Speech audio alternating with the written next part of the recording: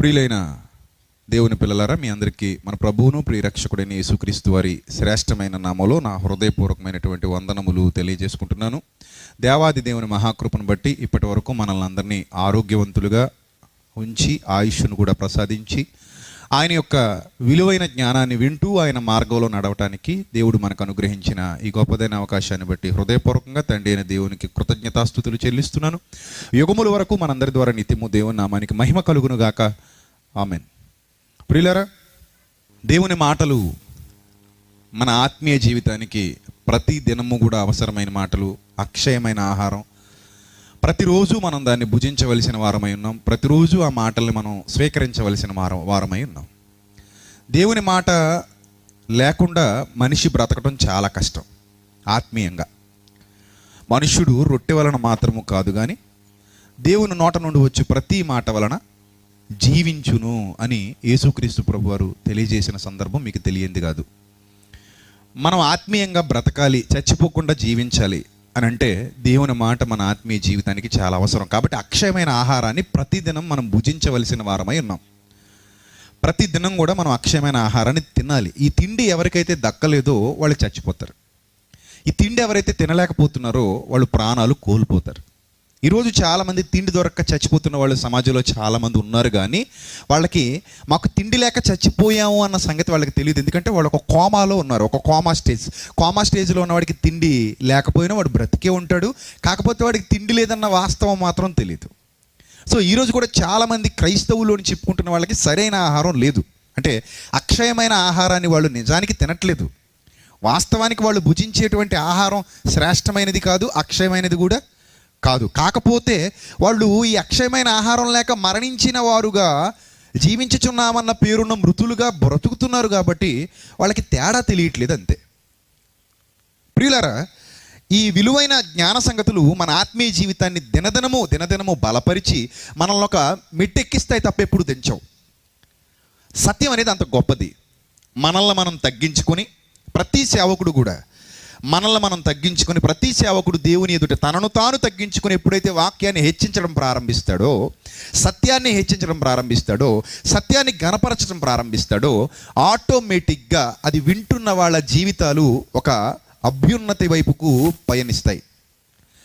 ఎవరైతే సత్యాన్ని హెచ్చించుకొనక తమను తాము హెచ్చించుకోవడం ప్రారంభిస్తారో అది వింటున్న వాళ్ళ జీవితాలు పతనావస్థకు దిగజారిపోతాయి. ఈ రెండు వేరియేషన్స్ మీకు జాగ్రత్తగా పరిశీలన చేయాలి. మీకు తెలియాలి, ఈ రెండింటికి ఉన్న వేరియేషన్ మీకు తెలియాలి. ప్రతి దానిని జాగ్రత్తగా గమనించగలిగే శక్తి సామర్థ్యాలు మనకు ఉండాలి.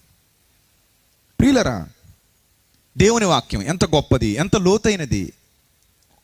ఆ లోతైన జ్ఞానాన్ని ఆలోచిస్తూ ముందుకెళ్ళిపోతే ఎన్ని వాస్తవాలు మన బ్రతుకుకు మేలు చేసే విధంగా ఉంటాయి. ఆ మాటలకు మనల్ని మనం అప్పగించుకున్నప్పుడు, ఆ మాటల లోతులలోనికి మనం వెళ్ళిపోయినప్పుడు, ఆ మాటలు మనల్ని ఎంత ప్రభావితానికి గురి చేస్తాయి, అవి మన మీద ఎంత ప్రభావాన్ని చూపిస్తాయి, ఇవన్నీ కూడా రుచి చూసిన వాళ్ళకే తెలుస్తాయి తప్ప రుచి చూడని వాళ్ళకి ఇవేవి కూడా తెలియవు. ప్రియులారా, వాటిని రుచి చూసిన వాళ్ళు మాత్రమే వాటిని గ్రహించగలుగుతారు, వాటిని అర్థం చేసుకోగలుగుతారు. రైట్. అలాంటి విలువైన సందర్భాలను మనం దైవ గ్రంథంలో నుండి ఈ సమయంలో చూడగలిగితే, దేవుడు రాయించినటువంటి మాటలు అవి ఎంత క్లిష్టంగా ఉంటాయో, ఎంత కష్టంగా ఉంటాయో, వాటిని అర్థం చేసుకోవడం ఎంత కష్టంగా ఉంటుందో కొన్ని సందర్భాలు మనం జాగ్రత్తగా ఆలోచన చేయగలిగితే, ముందుగా ఈరోజున మానవ సమాజంలో ఉన్న కొన్ని అపోహలు మీకు పరిచయం చేయబోతున్నాను. జాగ్రత్తగా వినండి. ఏదైనా ఒక కుటుంబానికి ఒక ఆపద సంభవించినా, ఏదైనా ఒక కుటుంబానికి కొన్ని ఇబ్బందులు తలెత్తినా, వెంటనే కొందరు ముందుకొచ్చి ఏమని మాట్లాడతారంటే, మీ తల్లిదండ్రులు లేదా మీ పెద్దలు చేసిన ఏదో ఒక కీడు, ఏదో ఒక పాపం మీ కుటుంబాన్ని ఇంకా వెంటాడుతూనే ఉంది, అదే మిమ్మల్ని ఇలాగా పతనావస్థకు గురి చేసేసింది. ఈరోజు మీకు ఈ పరిస్థితి తలెత్తడానికి గల కారణం మీ తాత చేసినటువంటి పాపం. ఈరోజు మీ పరిస్థితి ఇలా మారిపోవడానికి గల కారణం నీ తల్లి చేసినటువంటి పాపం. ఈరోజు మీరు ఇన్ని ఇబ్బందుల్లో, ఇన్ని సమస్యల్లో తలమునకలైపోయి చావాలో బతకాలో కూడా తెలియకుండా కొట్టుమిట్టాడుతున్నారంటే దానికి కారణం మీ తండ్రి గారు చేసినటువంటి, ఏనాడో చేసినటువంటి పాపం.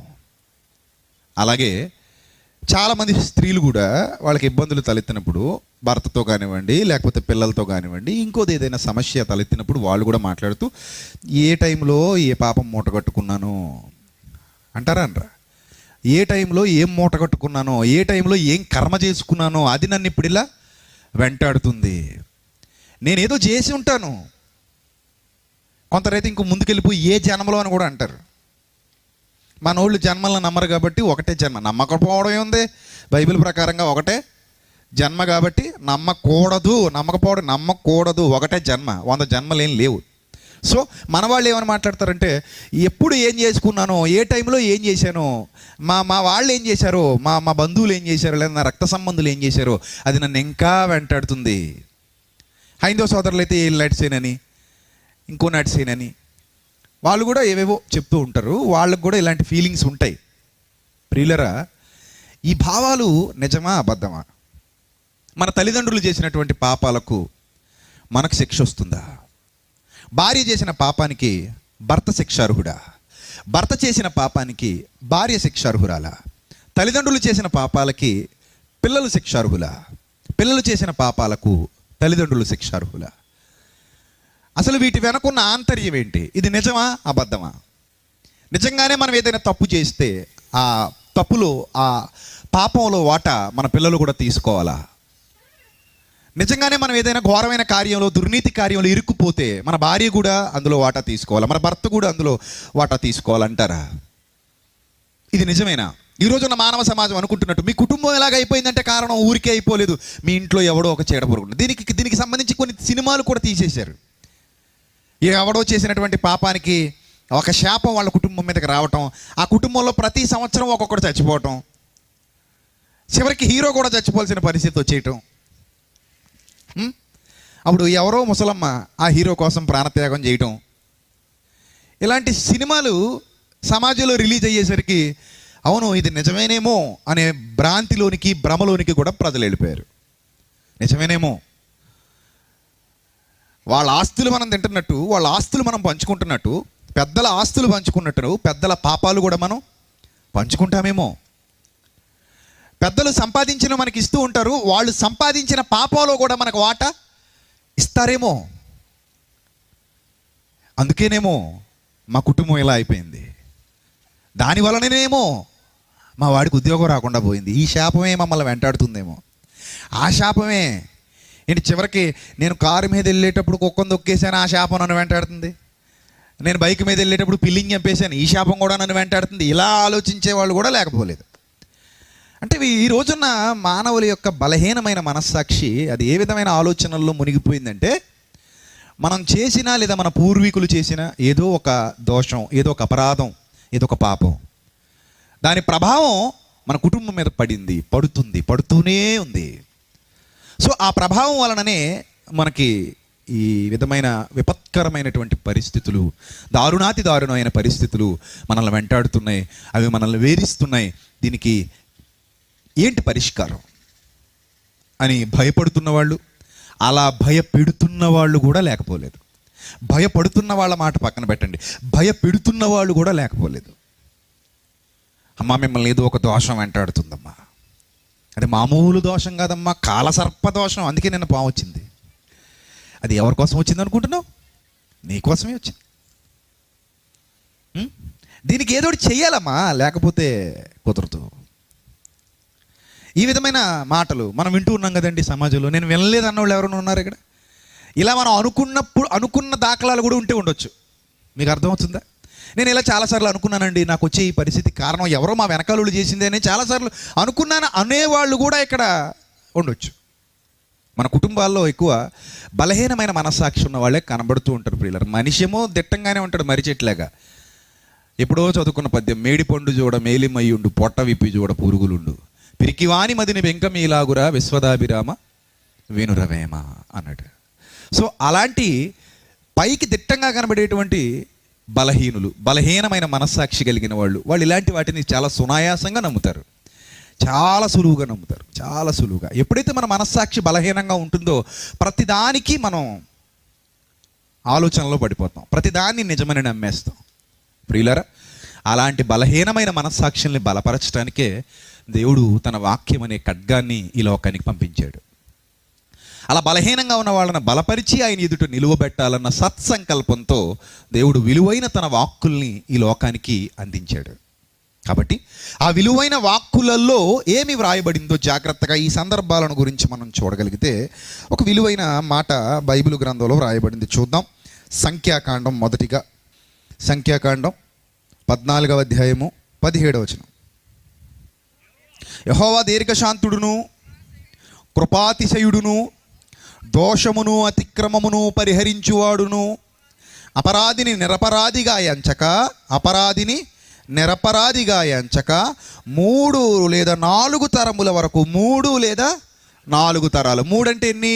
తండ్రి, కొడుకు, మనవడు. 4 అంటే తాత, ముత్తాత, తాత, తండ్రి, కొడుకు. చూసారా? 4 తరాలు. రైట్. చూడండి, 3-4 తరముల వరకు తండ్రుల దోషమును కుమారుల మీదికి తెచ్చివాడునై ఉన్నాడని నీవు చెప్పిన మాట చొప్పున నా ప్రభు యొక్క బలము గణపరచబడునుగాక అన్నాడు. జాగ్రత్తగా పరిశీలన చేయాలి. అంటే ఈ మాట చదువుతుంటే మనకేమర్థమవుతుంది? తండ్రి తప్పు చేస్తే 3 తరాల వరకు ఆ దోషం ఎవరి మీదకి వస్తుంది? కొడుకు మీదకి వస్తుంది, అలాగే మనవడి మీదకి వస్తుంది. ఆ దోషం ఎవరెవరి మీదకి వస్తుందట? కొడుకు మీదకి వస్తుందట, ఆ తర్వాత మనవడి మీదకి వస్తుందట. 3 తరాలు. 4 తరాలంటే ఇంకొకడు పెరుగుతాడు. ఈ మాట చదివినప్పుడు మనకు అలాగే అర్థమవుతుంది. దీన్ని పట్టుకుని ఈ మాటకు మనం బలాన్ని ఇచ్చేస్తే, ఇప్పుడు నేను తప్పు చేస్తే నా కొడుకు సఫర్ అవ్వాలి, తద్వారా నా మనవడు సఫర్ అవ్వాలి, ఆ తర్వాత నా ముని మనవడు కూడా సఫర్ అవ్వాలి. ఇంచుమించు 3 తరాల వరకు నేను చేసినటువంటి దోషం వెంటాడి వాళ్ళను ఇబ్బంది పెట్టాలి. అర్థమవుతుందా? రైట్. మరో మాట చూద్దాం. అసలు ఏం రాయబడుతుందో మరో మాట చూద్దాం. నిర్గమకాండం 20వ అధ్యాయము. నిర్గమకాండం 20వ అధ్యాయము 4వ వచనం నుంచి చూద్దాం ప్రియులారా. దేవుడు డైరెక్ట్గా చెబుతున్నటువంటి మాట. నిర్గమకాండం 20వ అధ్యాయము 4 నుంచి చూద్దాం. పైన ఆకాశం అందే కానీ, కింద భూమి అందే కానీ, భూమి క్రింద నేల ఎందే కానీ దేని రూపమునైనను విగ్రహమైనను నీవు చేసుకొనకూడదు, వాటికి సాగిలపడకూడదు, వాటిని పూజించకూడదు. ఏలయనగా ఒకవేళ నువ్వు అలా చేస్తే, ఎందుకు ఇలా చెప్తున్నానంటే, ఏలయనగా నీ దేవుడైన యెహోవానగు నేను రోషము గల దేవుడను, నన్ను ద్వేషించి వారి విషయములో 3-4 తరముల వరకు తండ్రుల దోషమును కుమారుల మీదికి రప్పించుచు, నన్ను ప్రేమించిన ఆజ్ఞలు గైకొను వారిని 1000 తరముల వరకు కరుణించి వాడనై ఉన్నాను. ఈ మాట ఒకటి మనం లాక్ అయిపోతాం ఇక్కడ. ఉదాహరణకి, నేను యెహోవాను ద్వేషించేవాడను అనుకోండి కాసేపు. నేను పరలోకపు తండ్రిని ద్వేషించేవాడను అయితే, ఒకవేళ అలా అనుకుంటే, ఎన్ని తరాల వరకు నా పిల్లల మీదకి నా దోషం వస్తుందట? నేను ద్వేషించిన ద్వేషాన్ని బట్టి, నేను నా పరలోకపు తండ్రిని ద్వేషించడాన్ని బట్టి, నా పరలోకపు తండ్రికి విరోధంగా నేను జీవించడాన్ని బట్టి, నేను బతకటాన్ని బట్టి నా పిల్లల మీదకి ఎంతవరకు దోషం వస్తుందట చూడండి. 3-4 తరాల వరకు నన్ను బట్టి 3-4 తరాలు ఏమైపోతాయి? దెబ్బతినిపోతాయి. రైట్. ఆ తర్వాత ఒకవేళ నేను పరలోకపు తండ్రిని అమితంగా ప్రేమించేవాడను, పరలోకపు తండ్రిని ఎక్కువ ప్రేమిస్తున్నాను నేను. రైట్. నేను పరలోకపు తండ్రిని అమితంగా ప్రేమించేవాడను అయితే, నేను నా తండ్రిని ప్రేమించడాన్ని బట్టి 1000 తరాలంటే ఇంకా అది అసలు నేను చూస్తానా? 1000 తరాలంటే అసలు నేను చూస్తానా? 1000 తరాలంటే ఇంచుమించు చాలా సంవత్సరాలండి. తరానికి 100 సంవత్సరాలు అనుకుంటే 100 సంవత్సరాల్లో 3 తరాలు చూడొచ్చు, అంతేనా? 100 ఏళ్లలో ఎన్ని తరాలు చూడొచ్చు? ఇంచుమించు 3 తరాలు చూడొచ్చు అనుకోండి కాసేపు. మన లెక్కల ప్రకారంగా 100 ఏళ్లలో 3 తరాలు చూడొచ్చు అనుకుంటే, లేదా 4 చూడొచ్చు అనుకుందాం కాసేపు. అలాంటి 1000 తరాలంటే 1000 తరాలంటే ఎన్ని సంవత్సరాలు? చాలా సంవత్సరాలండి. అబ్రాహాము నుండి క్రీస్తు వరకు ఎన్ని తరాలు? 42 తరాలు. ఇప్పుడు అంటే అబ్రాహాము ఏనాడు? అబ్రాహాము, క్రీస్తు ఎక్కడ? చాలా లాంగ్ గ్యాప్ ఉంది. 1000 అంటే ఇంకెంత గ్యాప్ ఉంటుందో కదా. సో అంటే ఇది ఒక అతిశయంతో చెబుతున్నటువంటి మాటగా మనకు కనబడుతుంది. 1000 తరాల వరకు అనే మాట అంటే, నేను ఒక్కడిని పుణ్యం చేస్తే 1000 తరాల పాటు ఆ పుణ్యం వెంటాడద్దా? నేను ఒక్కడిని పాపం చేస్తే 4 తరాల వరకు ఆ పాపం వెంటాడద్దా? పాపం నా కొడుకే అన్యాయం చేశాడు, పాపం చేసింది నేను కదా. నా మనవడే అన్యాయం చేశాడు, పాపం చేసింది నేను కదా. నా ముని మనవడే అన్యాయం చేశాడు, పాపం చేసింది నేను కదా. సరే, నేను మంచోడిని, నేను దేవుణ్ణి ప్రేమించాను, నా కొడుకు దుర్మార్గుడు అనుకుందాం, నా మనవడు ఇంకా దుర్మార్గుడు అనుకుందాం, వాడి కొడుకు ఇంకా దుర్మార్గుడు అనుకుందాం. అంటే 1000 తరాల వరకు వాళ్ళని నా పుణ్యం వెంటాడద్దా? నేను చేసిన మంచి పని వెంటాడద్దా? అలా అయితే దేవుడు నీతిమంతుడు అవుతాడా? న్యాయవంతుడు అవుతాడా? యథార్థవంతుడు అవుతాడా? అవ్వడు కదా. మరి ఇప్పుడు చెప్పబడుతున్నటువంటి మాటలు ఎవరో మనుషులు చెప్పినవి కావు. ఎవరు చెప్పినవి? సాక్షాత్తు పరలోకపు తండ్రి చెప్పినవే. అంటే ఇందులో ఏదో దాగి ఉంది, ఆయన మాటల్లో ఏదో దాగి ఉంది. అందుకే ప్రియులారా, ఒక వచనాన్ని చదువుకుంటే వెంటనే అర్థమైపోవటానికి బైబిలు మామూలు బాలమిత్ర కథల పుస్తకం, చందమామ కథల పుస్తకం కాదండి. అందుకే దేవుడు ఏమన్నాడు తెలుసా? నా మాటలు మీరు చదవాలనుకున్నప్పుడు, నా మాటలు మీరు అర్థం చేసుకోవాలనుకున్నప్పుడు మీకు మీరుగా అర్థం చేసుకోలేరు, మీకు మీరుగా వినలేరు, మీకు మీరుగా గ్రహించలేరు. అందుకే మీకు ఏం కావాలని మనకు ఆత్మను అనుగ్రహించాడు? ఆత్మ సహాయము కావాలి కనుకనే, ఆత్మ నేర్పు మాటలు, ఆత్మజ్ఞానము మనకు కావాలి కనుకనే పరిశుద్ధాత్మను కలిగిన వారై మీరు దేవుని మాటలను ఏం చేయాలి? పరిశోధన చేయాలి, అర్థం చేసుకునే ప్రయత్నం చేయాలి. దేనిని కలిగిన వారై? పరిశుద్ధాత్మను కలిగిన వారై.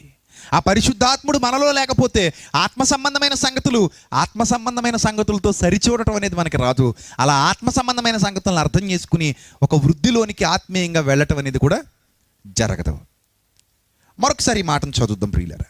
యాలైనగా నీ దేవుడైన యెహోవానకు నేను రోషము గల దేవుడను, నన్ను ద్వేషించి వారి విషయంలో 3-4 తరముల వరకు తండ్రుల దోషమును కుమారుల మీదకి రప్పించుచు, నన్ను ప్రేమించి నా ఆజ్ఞలు గైకొని వారిని 1000 తరముల వరకు కరుణించువాడనై ఉన్నాను అన్నాడు. మరో మాట కూడా చూద్దాం. ఇవన్నీ ఒకసారి చూసిన తర్వాత అప్పుడు ఆలోచన చేద్దాం ప్రియులారా. అదే నిర్గమకాండం 34వ అధ్యాయము 6 నుంచి చూద్దాం ప్రియులారా. అతని ఎదుట యెహోవా అతని దాటి వెళ్ళుచు, యెహోవా కనికరము, దయ, దీర్ఘశాంతము, విస్తారమైన కృపాసత్యములు గల దేవుడైన యెహోవా, ఆయన 1000 మందికి కృపను చూపుచు దోషమును, అపరాధమును, పాపమును క్షమించును గాని ఆయన ఏమాత్రమును దోషులను నిర్దోషులుగా ఎంచక 3-4 తరముల వరకు తండ్రుల దోషమును కుమారుల కుమారుల మీదికి రప్పించునని ప్రకటించెను. చూసారా? తండ్రుల దోషం ఎవరి మీదకట? కుమారుల మీదికి, కుమారుల మీదికి అంటే మనవల మీదకి రప్పించును, దోషులను నిర్దోషులనుగా ఎంచక. ఈ మాటలన్నీ చదువుతున్నప్పుడు చాలా సంవత్సరాలు నాకు అర్థం కాలేదండి. అదేంటి, దేవుడు ఎవడో చేసిన తప్పుకి ఒక అమాయకుడి మీదకి దోషం రప్పించటం ఏంటి? నేను చేసిన పాపానికి నా మనవడు ఏం చేస్తాడు? వాడి మీదకి దోషం రప్పించటం ఏంటి? మా తాత చేసిన పాపానికి నేనేం చేసేది? మా తాత చేసిన దోషాన్ని నా మీదకి రప్పించడం ఏంటి? 3-4 తరాల వరకు దోషం వెంటాడుతుందంటే ఈరోజు చాలామంది అన్యజనులు నమ్ముతున్నట్టు కూడా బైబిల్ బోధిస్తుందా? అన్యజనులు చాలామంది ఇలాంటివి నమ్ముతూ ఉంటారు. ఏదో శాపం అండి, ఎప్పుడో మా నాన్న చేసిన పాపం, ఎప్పుడో మా తాత చేసిన పాపం మమ్మల్ని ఎప్పటికీ వెంటాడుతుందండి, ఆ దోషం మమ్మల్ని ఎప్పటికీ ఆ పాపం పీడిస్తుందండి అంటూ ఉంటారు కదా. సో ఇలాగేనా అంటే దేవుడు కూడా దీన్ని సమర్థిస్తున్నాడా? అలాగైతే ఆయన న్యాయవంతుడు ఎలా అవుతాడు? ఆయన న్యాయవంతమైన తీర్పు తీర్చినట్టు ఎలా అవుతుంది? ఇందులో ఏదో దాగి ఉంది. దానికి మనకు బైబిలే సమాధానం చెప్పాలి. అంత ఈజీగా బైబిల్ అర్థం కాదు ప్రియులారా. మళ్ళీ చెప్తున్నాను, ప్రపంచంలో ఏ పుస్తకాన్నైనా సరే మీరు చాలా ఈజీగా అర్థం చేసుకోవచ్చు. బైబిల్ అంత ఈజీగా అర్థమైపోయే పుస్తకం కాదు. అందుకే ఈ విధమైన సదస్సులు మన ఆత్మీయ జీవితాలకు చాలా మేలు చేస్తాయి. ఆత్మీయంగా మనం బలపడటానికి, ప్రభు రాకడకు సిద్ధపడటానికి, మన బ్రతుకుల్ని సక్రమమైన మార్గాల్లో నడిపించుకోవటానికి ఇలాంటి సదస్సులు చాలా అవసరం. దైవ కార్యక్రమాలు, గొప్పవైన కార్యక్రమాల లెక్కలోనికి ఇలాంటివి చేరతాయి ప్రియులారా. వాక్యాన్ని ప్రకటించడం అంటే, వాక్యాన్ని నేర్పించడం అంటే అది సామాన్యమైన సంగతి కాదండి. దేవుడు అత్యంత ఇష్టపడేటువంటి కార్యక్రమాలలో ఇది ఒక ప్రధానమైన కార్యక్రమం. చాలా ఇష్టపడతాడండి దేవుడు ఇలాంటి కార్యక్రమాలు చేయటాన్ని, చేయించే వాళ్ళని, ప్రోత్సహించే వాళ్ళని, ప్రేరేపించే వాళ్ళు చాలా చాలా ఇష్టపడతాడండి, కష్టపడే వాళ్ళని. ఎందుకంటే ఆయనకి ఇష్టమైన కార్యక్రమం ఇది. ఆయన మాటల లోతుల్లోనికి నడిపించడం అంటే ఆయనకి చాలా ఇష్టం. ఆయన మార్గాలలో నడిపించడం అంటే ఆయనకి చాలా ఇష్టం. బుద్ధిమంతులైతే ఆకాశ మండలమందున జ్యోతులను పోలిన వారై అనేకుల్ని ఎక్కడికి నడిపిస్తారట? నీతి మార్గాలలోనికి నడిపించాలి. ఇది మనందరి బాధ్యత. రైట్. ఇప్పుడు ఈ వచనాన్ని చూసినా, ఇంతకు ముందు చూసినటువంటి వచనాలు చూసినా, ఏ వచనాన్ని చూసినా మనకి ఏమర్థం అవుతుంది? తండ్రుల దోషం ఖచ్చితంగా ఎవరి మీదకి వస్తుంది? కుమారుల మీదకి వచ్చి తీరుద్ది. ఎన్ని తరాల వరకు? 3-4 తరాల వరకు వచ్చి తీరుద్ది. అందులో ఏమాత్రం సందేహం లేదు. కన్ఫర్మ్ చేసింది ఎవరు? దేవుడే. ఇంక మనం ఏం కాదనగలం? దేవుడే కన్ఫర్మ్ చేశాడు. కాదనగలిగే రైట్ ఉందా అంటే ఏం కనబడట్లేదు. అప్పుడు మనకు ఒక భయం పుడుతుంది. అంటే నేను సంపాదించిన ఆస్తి నా పిల్లలు తింటున్నారు, నేను సంపాదించిన పాపాన్ని కూడా నా పిల్లలు ఏం చేస్తారు? పంచుకుంటారా? నేను సంపాదించిన ఆస్తి నా పిల్లలు పంచుకుంటారా? పంచుకోరా? నువ్వు సంపాదించిన ఆస్తి నీ పిల్లలు పంచుకుంటారా? పంచుకుంటారు. నువ్వు సంపాదించిన పాపాన్ని కూడా నీ పిల్లలు పంచుకుంటారా? పంచుకుంటారా? ఈ మాటలు చదువుతుంటే అమ్మో అలాగే అనిపిస్తుంది, పంచుకుంటారేమో. మరి అలాగైతే ఒక మాట తప్పు అయిపోద్ది. ఈ భావాలు ఇశ్రాయేలీయులకి అర్థం కాలేదండి. దేవుడి మాటలు అసలు అర్థం కాలేదండి ఇశ్రాయేలీయులకి. అర్థం కాక వాళ్ళు ఏమనుకోవడం మొదలుపెట్టారంటే, తండ్రి పాపం చేస్తే కుమారుడికి వాటా ఉంటుంది, అది వాళ్ళు ఫిక్స్ అయిపోయారు. అంటే తండ్రి పాపం చేసి నరకానికి పోతే కుమారుడు కూడా ఎక్కడికి పోవాలి? నరకానికే పోవాలి. ఎందుకంటే తండ్రి కాబట్టి, కన్నాడు కాబట్టి. ఆస్తిలోనే నా వాటా పాపంలో పంచుకోవా? వాటా ఆస్తిలోనే కావాలా, పాపాల్లో వద్దా? నిజంగా ఈ సిస్టమ్ ఉందనుకోండి, ఎంతమంది తల్లిదండ్రులు తమ క్రూరత్వాన్ని బయటపెట్టేస్తారో. అంతే కదండి. మరి ఏ ఆస్తిలో వాటా తీసుకున్నావు? 4 ఎకరాలు ఇచ్చాను రా, 4 ఎకరాలు ఇచ్చాను, సగం నరకం నువ్వే అనుభవించు నా పేరు మీద, సగం శిక్ష నువ్వు భరించు. 5 ఎకరాలు ఇచ్చాను కాబట్టి నా శిక్ష భరించు. ఇంత బంగారం పెట్టాను నీకు పెళ్ళికి, తక్కువైంది, అప్పు అయిపోయింది. సో నేను చేసిన పాపాల్లో కూడా వాటా తీసుకొని నా శిక్షలో కూడా వాటా తీసుకుంటే చాలామంది తల్లిదండ్రులకి ఎంత ప్రశాంతంగా ఉంటుందండి. పిల్లల్ని ఎక్కువ మందిని కనెత్తుంటారు ఇంకా. ఎందుకంటే ఎక్కువ పాపాలు చేసుకుని ఎక్కువ మందికి వాటాలు పంచేయచ్చు. అప్పుడు ఇద్దరు వద్దు ఒక్కరు ముద్దు అనరు, ఎంతమంది అయినా ముద్దే అంటారు ఇంకా. ఎందుకంటే శుభ్రం కనేసి వరాహం అన్నట్టు కనేసి, వరాహం అంటే తెలుసు కదా మీకు, వరాహం అన్నట్టు కనేసి ఏం చేస్తారు ఇంకా? వాళ్ళందరికీ పంచేస్తారనమాట. ఇదిగో రే పెద్దోడా నువ్వు తీసుకో సగం, అరే చిన్నోడా నీకు ఇది సగం రా, నా 10 ఏళ్ల పాపాలు నువ్వు భరించరా పెద్దోడా, నా 20 ఏళ్ల వయసులో పాపాలు నువ్వు భరించరా చిన్నోడా. అమ్మ 30 ఏళ్ళ వరకు చాలా ఎక్కువ చేశానమ్మా, మంచి టైం కదా అది. 20 నుంచి 30 అంటే 16 నుంచి 30 వరకు మహాభయంకరమైన టైం కదమ్మా, అది కొంచెం నువ్వు భరించవమ్మా. అలా ఇచ్చేస్తారా? డాడీ ఆ పక్కన సైట్ నాకు కావాలి, పక్కన హైవే పక్కన 1 ఎకరం కొన్నావు అది కావాలి, అక్కడెక్కడో 4 ఎకరాలు కొన్నావు అది కావాలి, అమ్మ బంగారం నాకే కావాలి, అమ్మమ్మ బంగారం కూడా నాకే కావాలి, నాయనమ్మ బంగారం నాకే కావాలి అన్నట్టు ఉంటాయి ఇవి. పాపాలు ఏం భరిస్తామండి? ఆస్తులు అయితే హాయిగా అనుభవిస్తాం, పాపాలు ఎలా అనుభవిస్తామండి? ఆస్తులు అయితే హ్యాపీ, ఎవడొద్దంటే చెప్పండి. మీ నాన్నగారు ఆస్తి ఇస్తానంటే వద్దంటావా? ఆస్తుల కోసం అమ్మా నాన్నలు చంపడానికే సిద్ధపడిపోయే దౌర్భాగ్యపు సంతానాలు ఉన్నారు ఇప్పుడు. ఆస్తుల కోసం మొన్ననే ఒకడు తల్లిని పైకి తీసుకెళ్ళిపోయి 4వ అంతస్తు నుంచి తోసేసాడు దుర్మార్గుడు. చూసే ఉంటారు మీరు టీవీలో. 4వ అంతస్తు నుంచి తోసి చంపేశాడండి. ఆస్తి తినేశాడు, కష్టమంతా తినేశాడు, అయిపోయింది. ఆ మంచం పట్టింది, ఇంక చాకరీ చేయలేక మెల్లిగా నడిపించి తీసుకెళ్ళాడండి. అమాయకురాలు ఎక్కలేక మెట్లు ఎక్కింది. పాపం కొడుకు ఎక్కడికో తీసుకెళ్తున్నాడు అనుకుంటుంది. అడు చాలా తెలివిగా క్రైమ్ చేశాడు. కానీ ఒకటి గుర్తుపెట్టుకోండి, క్రైమ్ ఎప్పుడూ దాగదు. క్రైమ్ ఎప్పుడూ దాగదు, ఏదో రూపంలో బయటకు వచ్చేస్తుంది. సో అక్కడ కెమెరాస్ ఉన్నాయి, ఆ కెమెరాస్లో రికార్డ్ అవుతుందన్న సంగతి వాడికి తెలియదు. పైకి తీసుకెళ్ళాడు, తోసేసాడు, ఏమెరగనట్టు వచ్చాడు, లోపల బయట తలుపేసేసుకున్నాడు. కానీ అక్కడ ఉన్నటువంటి సీక్రెట్ కెమెరాల్లో మొత్తం రికార్డ్ అయిపోయింది. కింద నుంచి వాచ్మెన్ పరుగున వచ్చాడు, తలుపు కొడుతున్నాడు. బాబు మీ అమ్మగారు పడిపోయారు అంటే, అవునా మా అమ్మ పడిపోయిందా అని చెప్పులు వేసుకుని కిందకి పరిగెత్తేసాడు. ఆహా, నవరస నటనా సార్వభౌముడు. ఆస్కార్ అవార్డు, నంది అవార్డు ఇచ్చేయచ్చు. అక్కడ కెమెరాలు ఉన్నాయరా చిట్కన్నా, అది అడిగి తెలియదు. పోలీసులు వచ్చారు, పరిశీలన చేశారు. అరే ఏదో జరిగింది అనుకున్నారు. కెమెరాలు తీయండి, అతను డేటా బయటికి తీసుకొచ్చారు. అప్పుడు కుమారుడి క్రూరత్వం బయటపడింది. మెల్లిగా అమ్మని ఎక్కించుకుని పైకి వెళ్ళాడు. ఏమీ ఎరగనట్టు 4వ అంతస్తు వరకు తీసుకెళ్ళాడు. నైట్ వేసుకుని ఉందండి, బాగా బక్కపలచగా ఉంది. పెద్దావిడ బాగా ముసలావిడకి నడవలేక పరిస్థితిలో ఉంది. తోసేసాడు, పైనుంచి చంపేశాడు. లోపలికి వెళ్ళాడు, భార్యతో చెప్పాడు పని పూర్తయిపోయిందా, రండి టిఫిన్ చేసి పడుకుందాం, గొడవ వదిలిపోయింది ఈరోజుతో. ఇక మీద టిఫిన్ ఇక్కడ చేయరు, చిట్టుకన్నా అక్కడ చేస్తారు. అది వాళ్ళకి తెలియలేదు.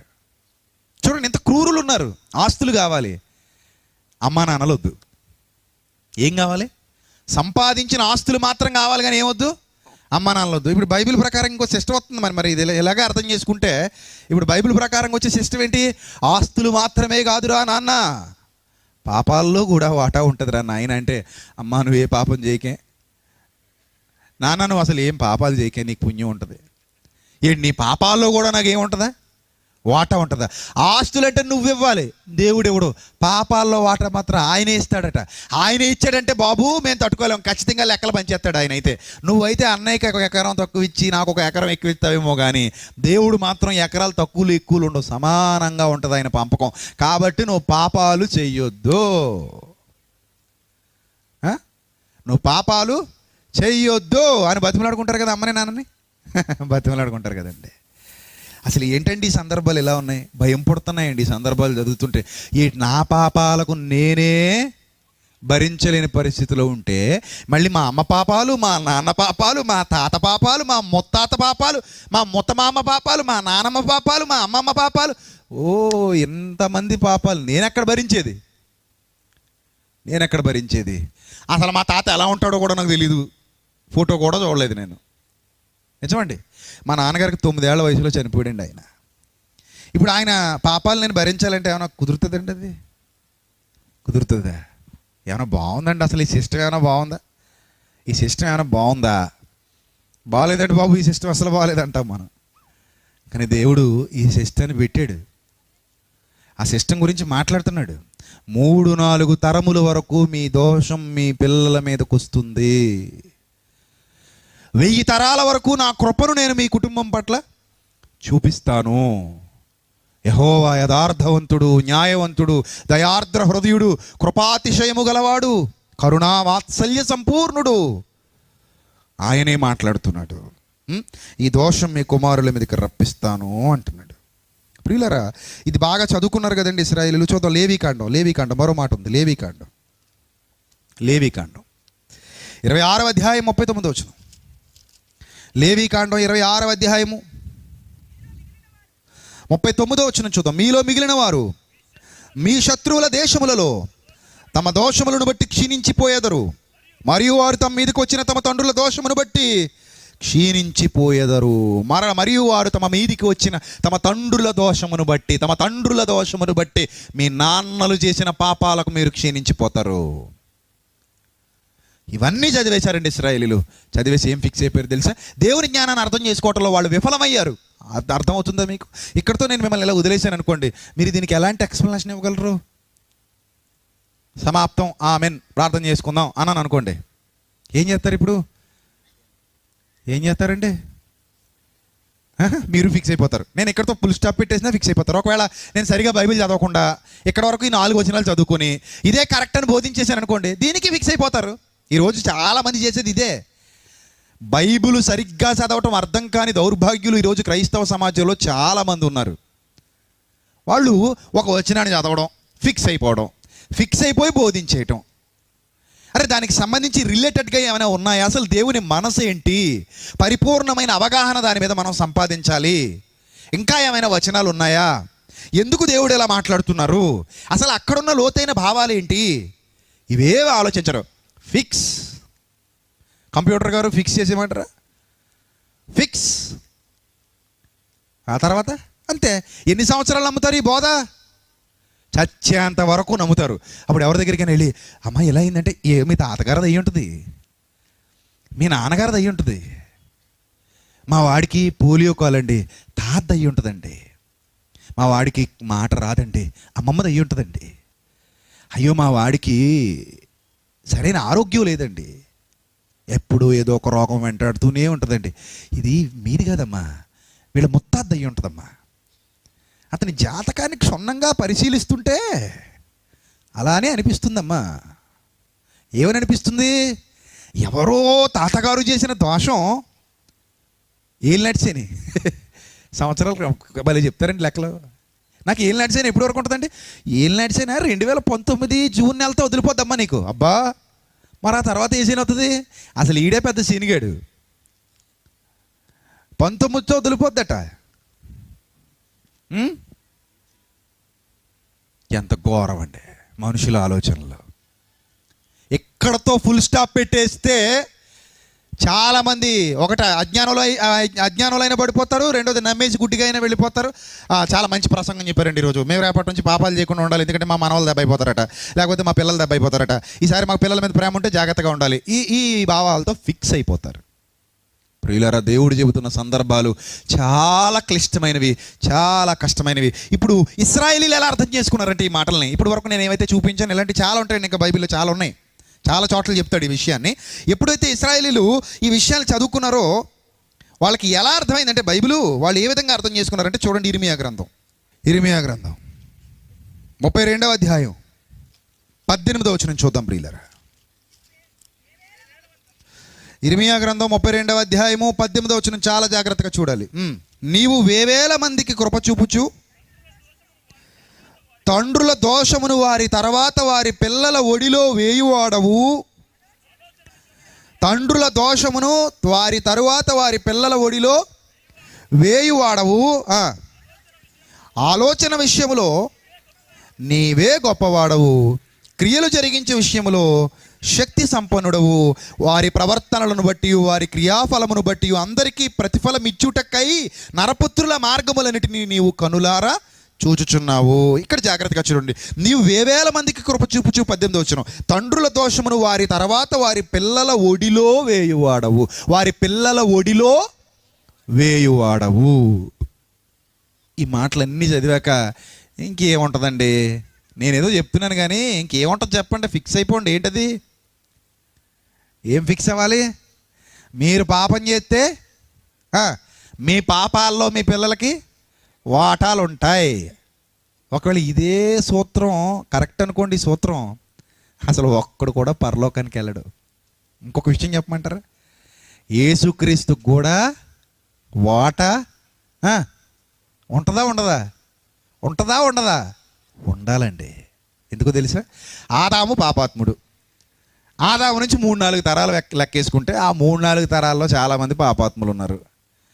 ఇక ఈ 3-4 అంటే పంపకం పెరిగిపోతూ ఉంటుంది రోజు రోజుకి. నేను 3 కట్టిస్తాను, 4 కట్టించాను, ఇది వరకు ఎవరో తిరిగేవారు. ఇలా లింక్ పెరిగే కొలిది మనకు డబ్బులు వస్తాయని చెప్పి చాలామంది జీవితాలను ముంచేశారు.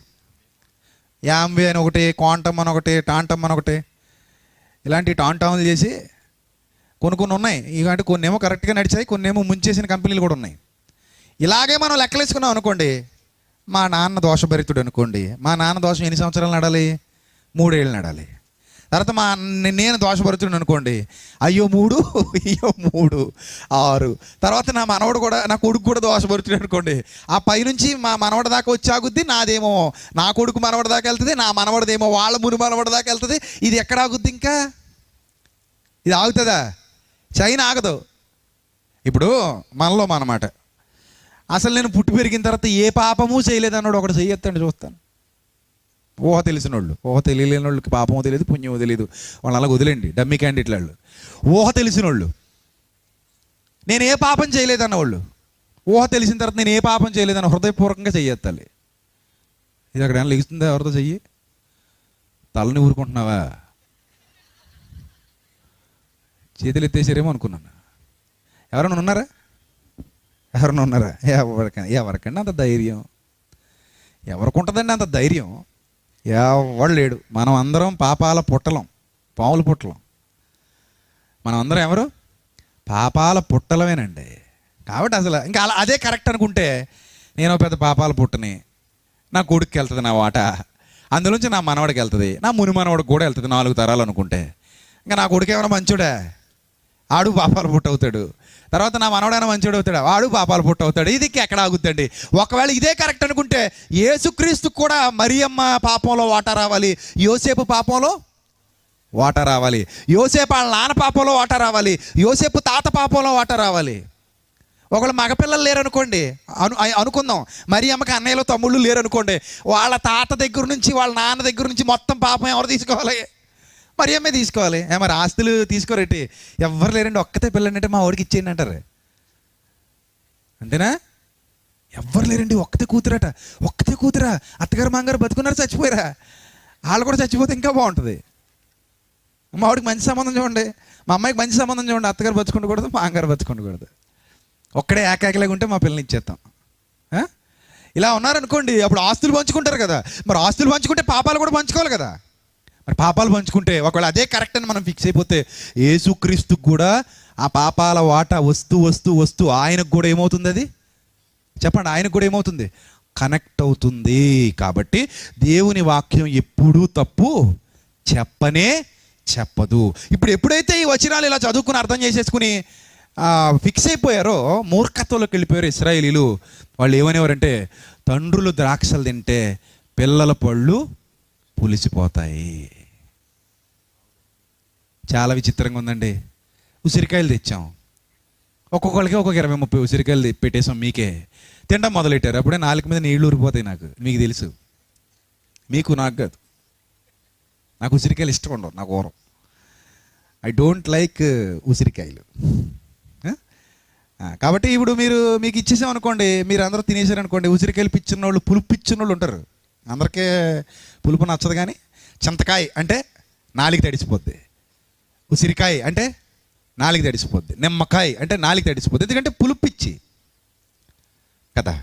రైట్. ఇప్పుడు మీకు పులుపు పిచ్చి ఉందనుకోండి, మీకు ఒక 20-30 ఉసిరికాయలు ఇచ్చామనుకోండి, గట్టిగా తినారనుకోండి, 5 ఏళ్ల మీ పిల్లాడు పళ్ళు పులిసిపోయి ఏడ్చేస్తుంటే అది ఏమైనా బాగుందండి? వినడానికి ఏమైనా బాగుందండి అది? నువ్వు బిర్యానీ తింటే మీ అబ్బాయికి విరోచనాలు పట్టుకోవడం ఏంటి?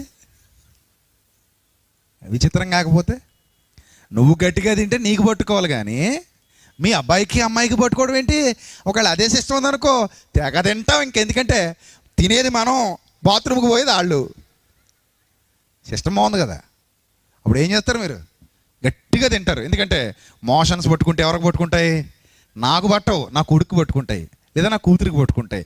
అరే మీరు బొండ్రా, నేను మాత్రం ఇక్కడ కంచం దగ్గరే ఉంటాను, ప్రశాంతంగా తింటాను. తండ్రుల ద్రాక్షలు తింటే పిల్లల పళ్ళు ఎందుకు పులుస్తాయండి? ఎందుకు పులవు? ఇదిగో బైబిల్లో ఉంది. ఏమనుంది? 1000 మందికి కృప చూపుచు తండ్రుల దోషమును కుమారుల ఒడిలో వేయువాడవు, 3-4 తరముల వరకు మీ దోషమును మీ పిల్లల మీదకి రప్పిస్తున్నాడు. అంటే తండ్రులు ద్రాక్షలు తింటే పిల్లల పళ్ళు ఏమవుతున్నాయి? పులిసిపోతున్నాయి. ఫిక్స్. పాపాల్లో వాటా తీసుకోవాల్సిందే. ఫిక్స్. అందరూ ఫిక్స్ అయిపోయారు. ఇర్మియా గ్రంథం 31వ అధ్యాయము.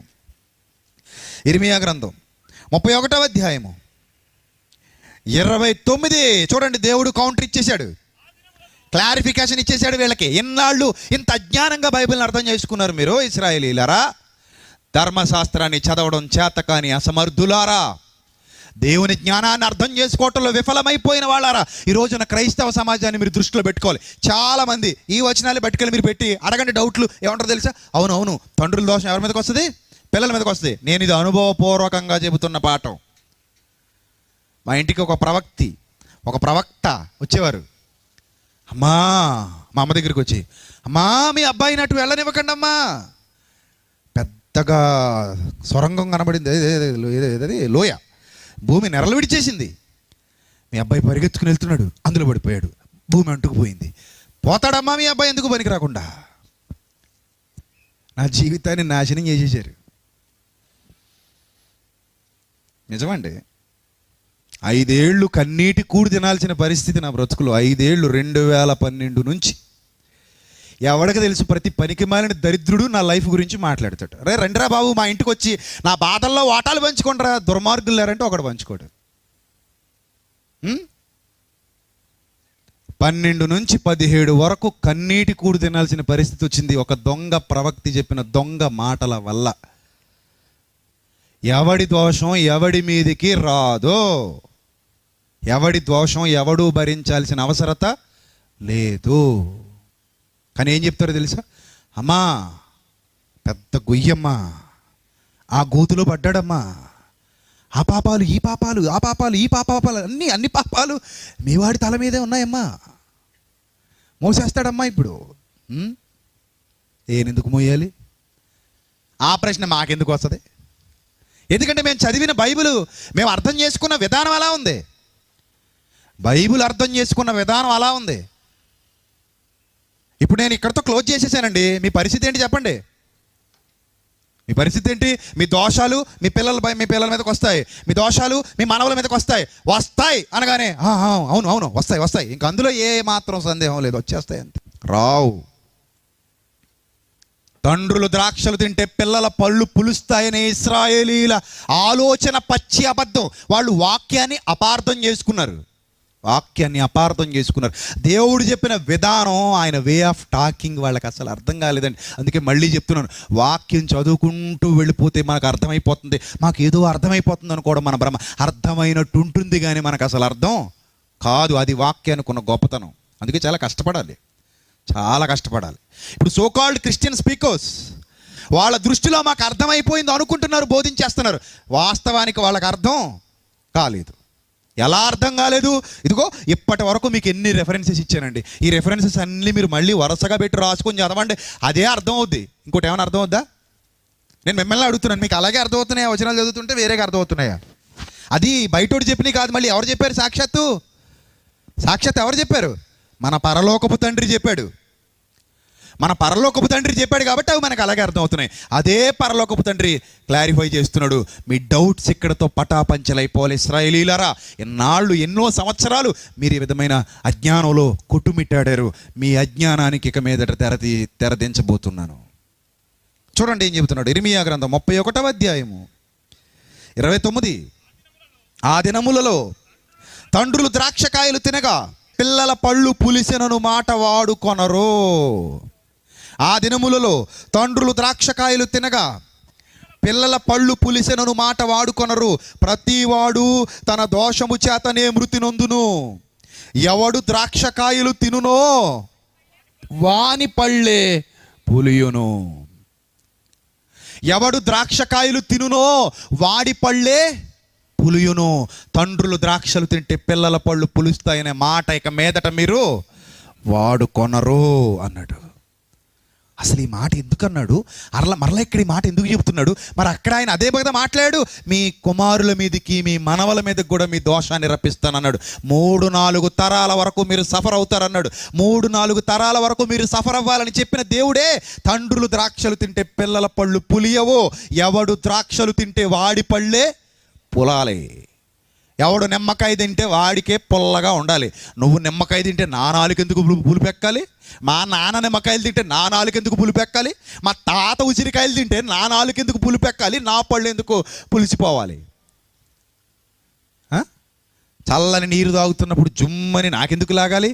నోడికి లాగాలి, అంతేనా? నాకు లాగకూడదు. నేను తినలేదు, నేను తినలేనప్పుడు నా పళ్ళు ఎందుకు పులియాలి? దేవుడు మాట్లాడుతున్నాడు. చూడండి ఏమంటున్నాడు. ప్రతివాడు 30వ వచనం, ప్రతివాడు తన దోషము చేతనే మృతి నొందును. ప్రతివాడు తన దోషము చేతనే మృతి నొందును. ఎవడు ద్రాక్షకాయలు తినునో వాడి పళ్ళే పులియునో. వాడి పళ్ళే పులుస్తాయి, తిన్నోడి పళ్ళే పులుస్తాయి, పక్కోడి పళ్ళు పులియవు. నువ్వు ద్రాక్ష పళ్ళు తింటే నీ పళ్ళే పులుస్తాయి, నీ కొడుకు పళ్ళు పులియవు. మరి ఎందుకు చెప్పాడండి ఆ మాటలంటే, ధర్మశాస్త్రానికి ఉన్న ఒక పద్ధతి వాళ్ళకి అర్థం కాలేదండి. ధర్మశాస్త్రంలో ఉన్నటువంటి పద్ధతులు, ధర్మశాస్త్రంలో వ్రాయబడినటువంటి విధానాలు, ధర్మశాస్త్రంలో ఉన్నటువంటి ఆజ్ఞలు, వాటిని మీరితే వచ్చే కష్టాలు వాళ్ళకి అర్థం కాలేదు. మీ దోషం మీ పిల్లల ఒడిలోకి వస్తుంది అంటే అర్థం ఏంటో తెలుసా? ద్వితీయోపదేశకాండంలో ఒక అద్భుతమైన మాట దేవుడు చెబుతున్నాడు. ద్వితీయోపదేశకాండంలో చెబుతున్న అద్భుతమైన మాట ఏంటో తెలిసి మీకు తెలియనిది కాదు. నువ్వు పొలములో దీవింపబడుదువు, నీ పనుల్లో దీవింపబడుదువు, ప్రతి చోట దీవింపబడదు, ఇంటిలో దీవింపబడదువు. ఇది ఎప్పుడు? నా ఆజ్ఞలు గైకొంటే. ఒకళ్ళు గై కొనకపోతే పొలములో శపింపబడుదువు, ఇంటిలో శపింపబడుదువు, నీ గర్భఫలము శపింపబడును, నీకు సంబంధించిన సమస్తము శపింపబడును. ఉదాహరణకి ధర్మశాస్త్ర కాలానికి మనం వెళ్ళి జాగ్రత్తగా ఆలోచన చేస్తే, ద్వితీయోపదేశకాండానికి ఒకసారి వెళ్దాం ప్రియులారా. ద్వితీయోపదేశకాండం 7వ అధ్యాయము 12వ వచనం. మీరు ఈ విధులను విని వాటిని అనుసరించి నడుచుకునే ఎడల నీ దేవుడైన యెహోవా తాను నీ పితరులతో ప్రమాణము చేసిన నిబంధనను నెరవేర్చి నీకు కృపను చూపును. ఆయన నిన్ను ప్రేమించి ఆశీర్వదించి అభివృద్ధి చేసి నీకు ఇచ్చేదని నీ పితరులతో ప్రమాణము చేసిన దేశములో నీ గర్భఫలమును, నీ భూఫలమైన నీ సస్యమును, నీ ద్రాక్షారసమును, నీ నూనెను, నీ పశువుల మందలు, నీ గొర్రెల మందలు, మేకల మందలు దీవించును. సమస్త జనముల కంటే ఎక్కువగా నీవు ఆశీర్వదింపబడుదువు. నీలో మగవానికే గాని ఆడుదానికే గాని గొడ్డుతనం ఉండదు, నీ పశువుల్లో ఉండదు. యెహోవా నీ యొద్ద నుండి సర్వరోగములు తొలగించి నీ వెరిగి ఉన్న ఐగుప్తులోని కఠినమైన క్షయవ్యాధులన్నిటినీ నీకు దూరపరిచి నిన్ను ద్వేషించి వారందరి మీదికి వాటిని పంపించును. మరియు నీ దేవుడైన యెహోవా నీకు అప్పగించిన సమస్త ప్రజలని బొత్తిగా నాశనము చేయుదువు. ఆ కిందకు వచ్చేసరికి చెబుతూ నువ్వు ఎక్కడెక్కడ దీవింపబడతావు, ఎక్కడెక్కడ ఆశీర్వదింపబడతావు అన్నీ చెబుతున్నాడు. అయితే ఎప్పుడైతే నువ్వు తప్పు చేస్తావో నీ మీదకి అన్నీ ఏమొచ్చేస్తాయి? శాపాలు వచ్చేస్తాయి. ఒకదాని తర్వాత ఒకటి శాపాలు వచ్చేస్తాయి. అంటే దేవుడు మాట్లాడుతూ నీ మాటల్ని మనం జాగ్రత్తగా పరిశీలన చేస్తుంటే, ఒకవేళ గమనించండి జాగ్రత్తగా, ఒకవేళ నేను గాని తప్పు చేశాను అనుకోండి, ఆ తప్పు యొక్క ప్రభావం నాతో పాటుగా నా కుమారుడు కూడా అనుభవించాల్సి ఉంటుంది. ఏ విధంగా ఉంటుంది అంటే, నరకంలో పాపాన్ని భరించాలా? ఆ దోష శిక్ష, ఆ ప్రతిఫలం నరకంలో అనుభవించాలనా? లేక ఆ పాపంలో వాటా తీసుకుని పాతాళానికి పోవాలనా? కాదు ప్రియులరా, ఇది భూమి మీద మాత్రమే అప్లై అయ్యేటువంటి మాట. ఇప్పుడు చూడండి, ద్వితీయోపదేశకాండం 28వ అధ్యాయం. ద్వితీయోపదేశకాండం, అందరూ బైబిల్ తీయాలి. 28వ అధ్యాయం మొదటి నుంచి చూడండి. నీవు నీ దేవుడైన యెహోవా మాట శ్రద్ధగా విని నేడు నేను నీకు ఆజ్ఞాపించిన ఆయన ఆజ్ఞలన్నింటినీ అనుసరించి నడుచుకుని ఎడల నీ దేవుడైన యెహోవా భూమి మీద ఉన్న సమస్త జనుల కంటే నేను హెచ్చించును. నీవు నీ దేవుడైన యెహోవా మాట విని ఎడల ఈ దీవెనలు నీవు నీ మీదకి వచ్చి నీకు ప్రాప్తించును. నువ్వు పట్టణంలో దీవింపబడతావు, పొలంలో దీవింపబడతావు. నీ గర్భఫలం, నీ భూఫలం, నీ పశువుల మందలు, నీ దుక్కుటెద్దులు, నీ గొర్రె మేకల మందలు దీవింపబడతాయి. నీ గంప, పిండి పిసుకు తొట్టి దీవింపబడుతుంది. నువ్వు లోపలికి వచ్చేప్పుడు దీవింపబడతావు, వెలుపలికి వెళ్ళేప్పుడు దీవింపబడతావు. నీ మీద నీ శత్రువులు యెహోవా నీ ఎదుట హతమగునట్లు చేయను. వారు ఒక త్రోవ నీ మీదకి బయలుదేరి వచ్చి 7 త్రోవలను నీ ఎదుటి నుంచి పారిపోదురు. ఇదంతా వాళ్ళకి వస్తున్నటువంటి ఆశీర్వాదం. 15వ వచనం నుంచి చూడండి. అది 28వ అధ్యాయం 15వ వచనం నుంచి. నేడు నీకు ఆజ్ఞాపించి ఆయన సమస్తమైన ఆజ్ఞలు కట్టడలు నీవు అనుసరించి నడుచుకోవడం వల్ల నీ దేవుడైన యెహోవా సెలవిచ్చిన మాట వినని ఎడల ఈ శాపములను నీకు సంభవించును. పట్టణములో నువ్వు శపింపబడతావు, పొలములో శపింపబడతావు. నీ గంప, పిండి పిసుకు తొట్టి శపింపబడుతుంది. నీ గర్భఫలము, నీ భూమి పంట, నీ ఆవులు, నీ గొర్రె మేకల మందలు శపింపబడును అన్నాడు. అంటే ఈ ప్రభావం ఎవరి మీద ఉంటుంది అంటే కుటుంబం మీద ఉంటుంది అని చెబుతున్నాడు. ఉదాహరణకి, నేను తప్పు చేశాను, శాపాన్ని పొందుకున్నాను. ఎప్పుడైతే నేను శాపాన్ని పొందుకున్నానో నాకు సంబంధించిన సమస్తము కోల్పోతే నా కడుపును పుట్టినోడు కూడా నా బాధలో వాటా తీసుకోడా? మీకు బాగా అర్థమయ్యేలా చెప్తాను. మీ నాన్నగారు ఉన్నారు, బాగా సంపాదించి ₹1,00,000 ఖర్చు పెట్టి నిన్ను ఒక మంచి ఇంగ్లీష్ మీడియం స్కూల్లో జాయిన్ చేశారు. నీకు బస్సులో వెళ్తున్నావు, బస్సులో వస్తున్నావు, ఏ కష్టం తెలియట్లేదు. మీ నాన్నగారు ఒక 5 సంవత్సరాల పాటు నిన్ను అలాగే మంచి కాస్ట్లీ స్కూల్లో ఇంగ్లీష్ మీడియంలో బాగా డబ్బులు ఖర్చు పెట్టి చదివించారు. నేను బాగా మేపారు, జీడిపప్పులు, పిస్తా పప్పులు పెట్టి బాగా తిన్నావు. వృద్ధిలోకి వచ్చావు, అంటే కొవ్వు పెంచావు, కండ పెంచావు. ఒక 6-7 ఏళ్ళు గడిచాయి. మీ నాన్నకు వ్యాపారాల్లో నష్టం వచ్చింది. అలా తిరిగాడు, ఇలా తిరిగాడు, ప్యాకెట్ ఆడాడు, ఇంకోటి చేశాడు, మందు వేసాడు, లేకపోతే ఇంకా ఏదో పెట్టుకున్నాడు, మొత్తం అంతా తగలేసేసాడు. ఇంకా మీకు చేతిలో చిల్లిగా కూడా లేకుండా అప్పులు పాలు అయిపోయారు. రోజు ఇంటికి వచ్చి తలుపు తడుతున్నారు అప్పులోళ్ళు. మీ అమ్మాయిని సమాధానం చెబుతుంటే పచ్చిబూతులు తిడుతున్నారు. అప్పుడు నీ పరిస్థితి ఏంటి? ఇంగ్లీష్ మీడియం నుంచి ఏ మీడియానికి వస్తావు చెప్పు? ఒరిజినల్ మీడియానికి వచ్చేస్తావు. ఏం మీడియం అది? మన లోకల్ మీడియం. ఏం మీడియం? ఊళ్ళో బడి అంటే అర్థం ఏంటి? డబ్బులు కట్టక్కలేని బడి. అర్థమైందా? ఇప్పుడు నేను ఏ బడికి వెళ్ళేవాడిని? మొదట ₹1,00,000 ఖర్చు పెట్టి బస్సులో, ఏసీ బస్సులో చక్కగా ఇల్లు వచ్చి జీడిపప్పులు, పిస్తా పప్పులు తినేటోడు నాన్న చేసిన దోషం వల్ల, నాన్న ఆశీర్వాదాన్ని భూసంబంధంగా కోల్పోవటం వల్ల ఎక్కడికి వచ్చేసాడు? ఇంగ్లీష్ మీడియంలోంచి ఎక్కడికి వచ్చేసాడు? తెలుగు మీడియంలోకి వచ్చాడు.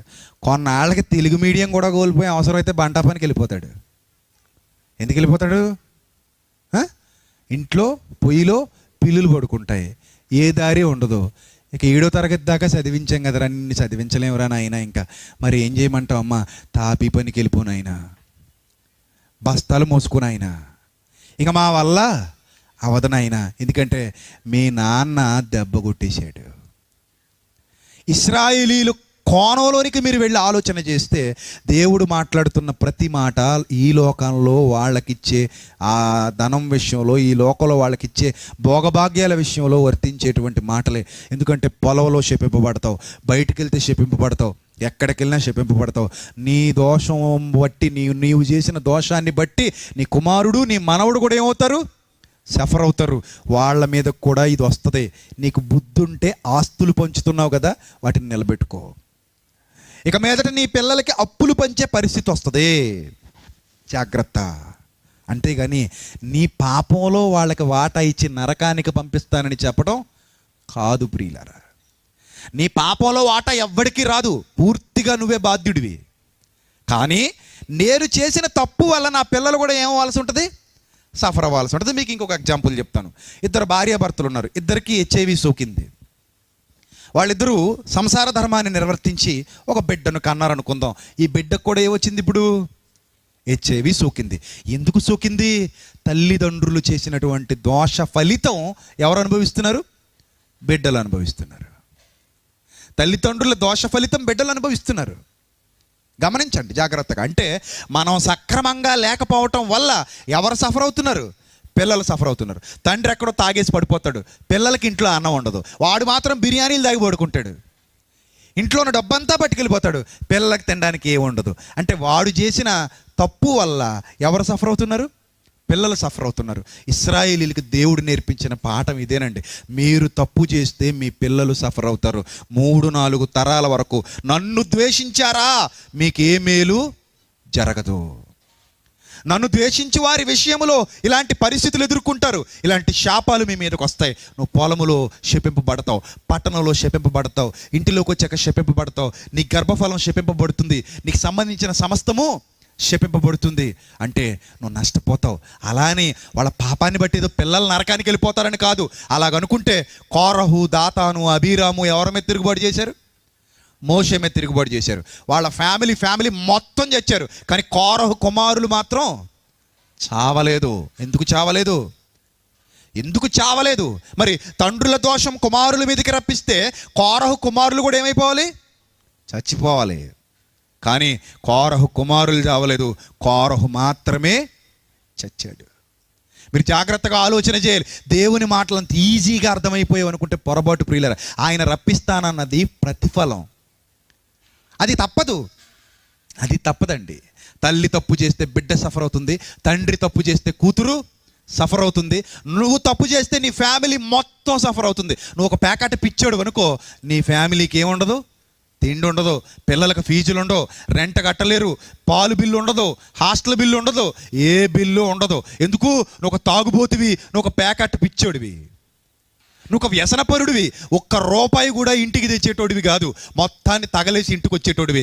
నీ వల్ల నీ కడుపున పుట్టినందుకు నీ పిల్లలు ఎంత బాధపడతారు. అంటే నువ్వు చేసిన తప్పుకి ఆ తప్పు యొక్క ప్రభావం ఎవరి మీద పడుతుంది? పిల్లల మీద పడుతుంది.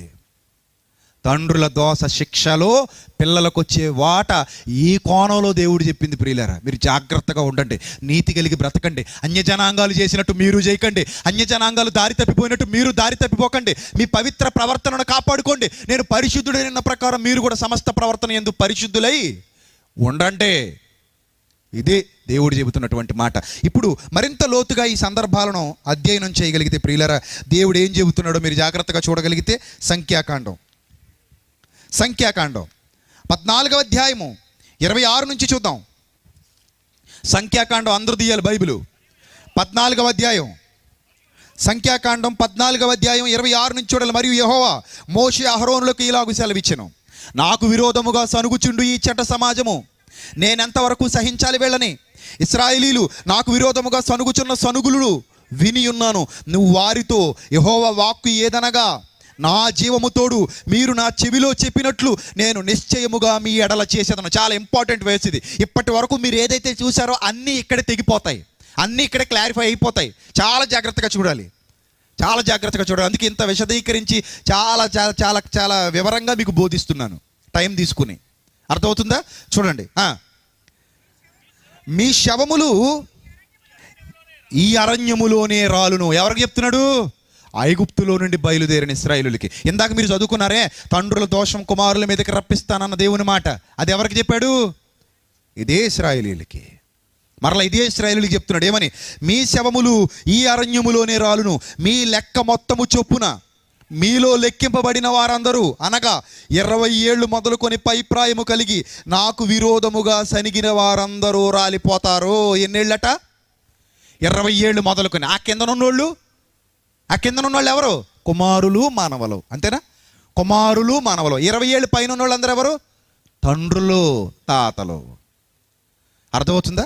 20 ఏళ్ళ కింద ఉన్నారు కుమారులు మానవులు. ఇప్పుడు తండ్రుల దోషం కుమారుల మీదకి ఏ విధంగా వస్తుందో ఈ సందర్భంలో మనకి ఈజీగా అర్థం అవుతుంది. చూద్దాం. నాకు విరోధముగా సనిగిన వారందరూ రాలిపోదురు. యెఫున్నె కుమారుడైన కాలేబు, నూను కుమారుడైన యెహోషువ తప్ప మిమ్మును నివసింపచేయుదునని నేను ప్రమాణము చేసిన దేశమందు మీలో ఎవ్వరూ ప్రవేశించరు. ఏంటి 20 ఏళ్ళు పైబడి ఎవడో ప్రవేశించడు, కాలేబు యెహోషువ తప్ప. ఇది నిశ్చయం. ఏంటట? ఇది నిశ్చయం. అంటే దీన్ని ఎవ్వడు కదపలేడు. అర్థమవుతుందా? దీన్ని ఎవ్వడు కదపలేడు. అయితే వారు కొల్లపోవుదునని మీరు చెప్పిన మీ పిల్లలను నేను ఆ దేశము లోపలికి రప్పించెదను. మీరు తృణీకరించిన దేశమును మీ పిల్లలు స్వతంత్రించుకుంటారు.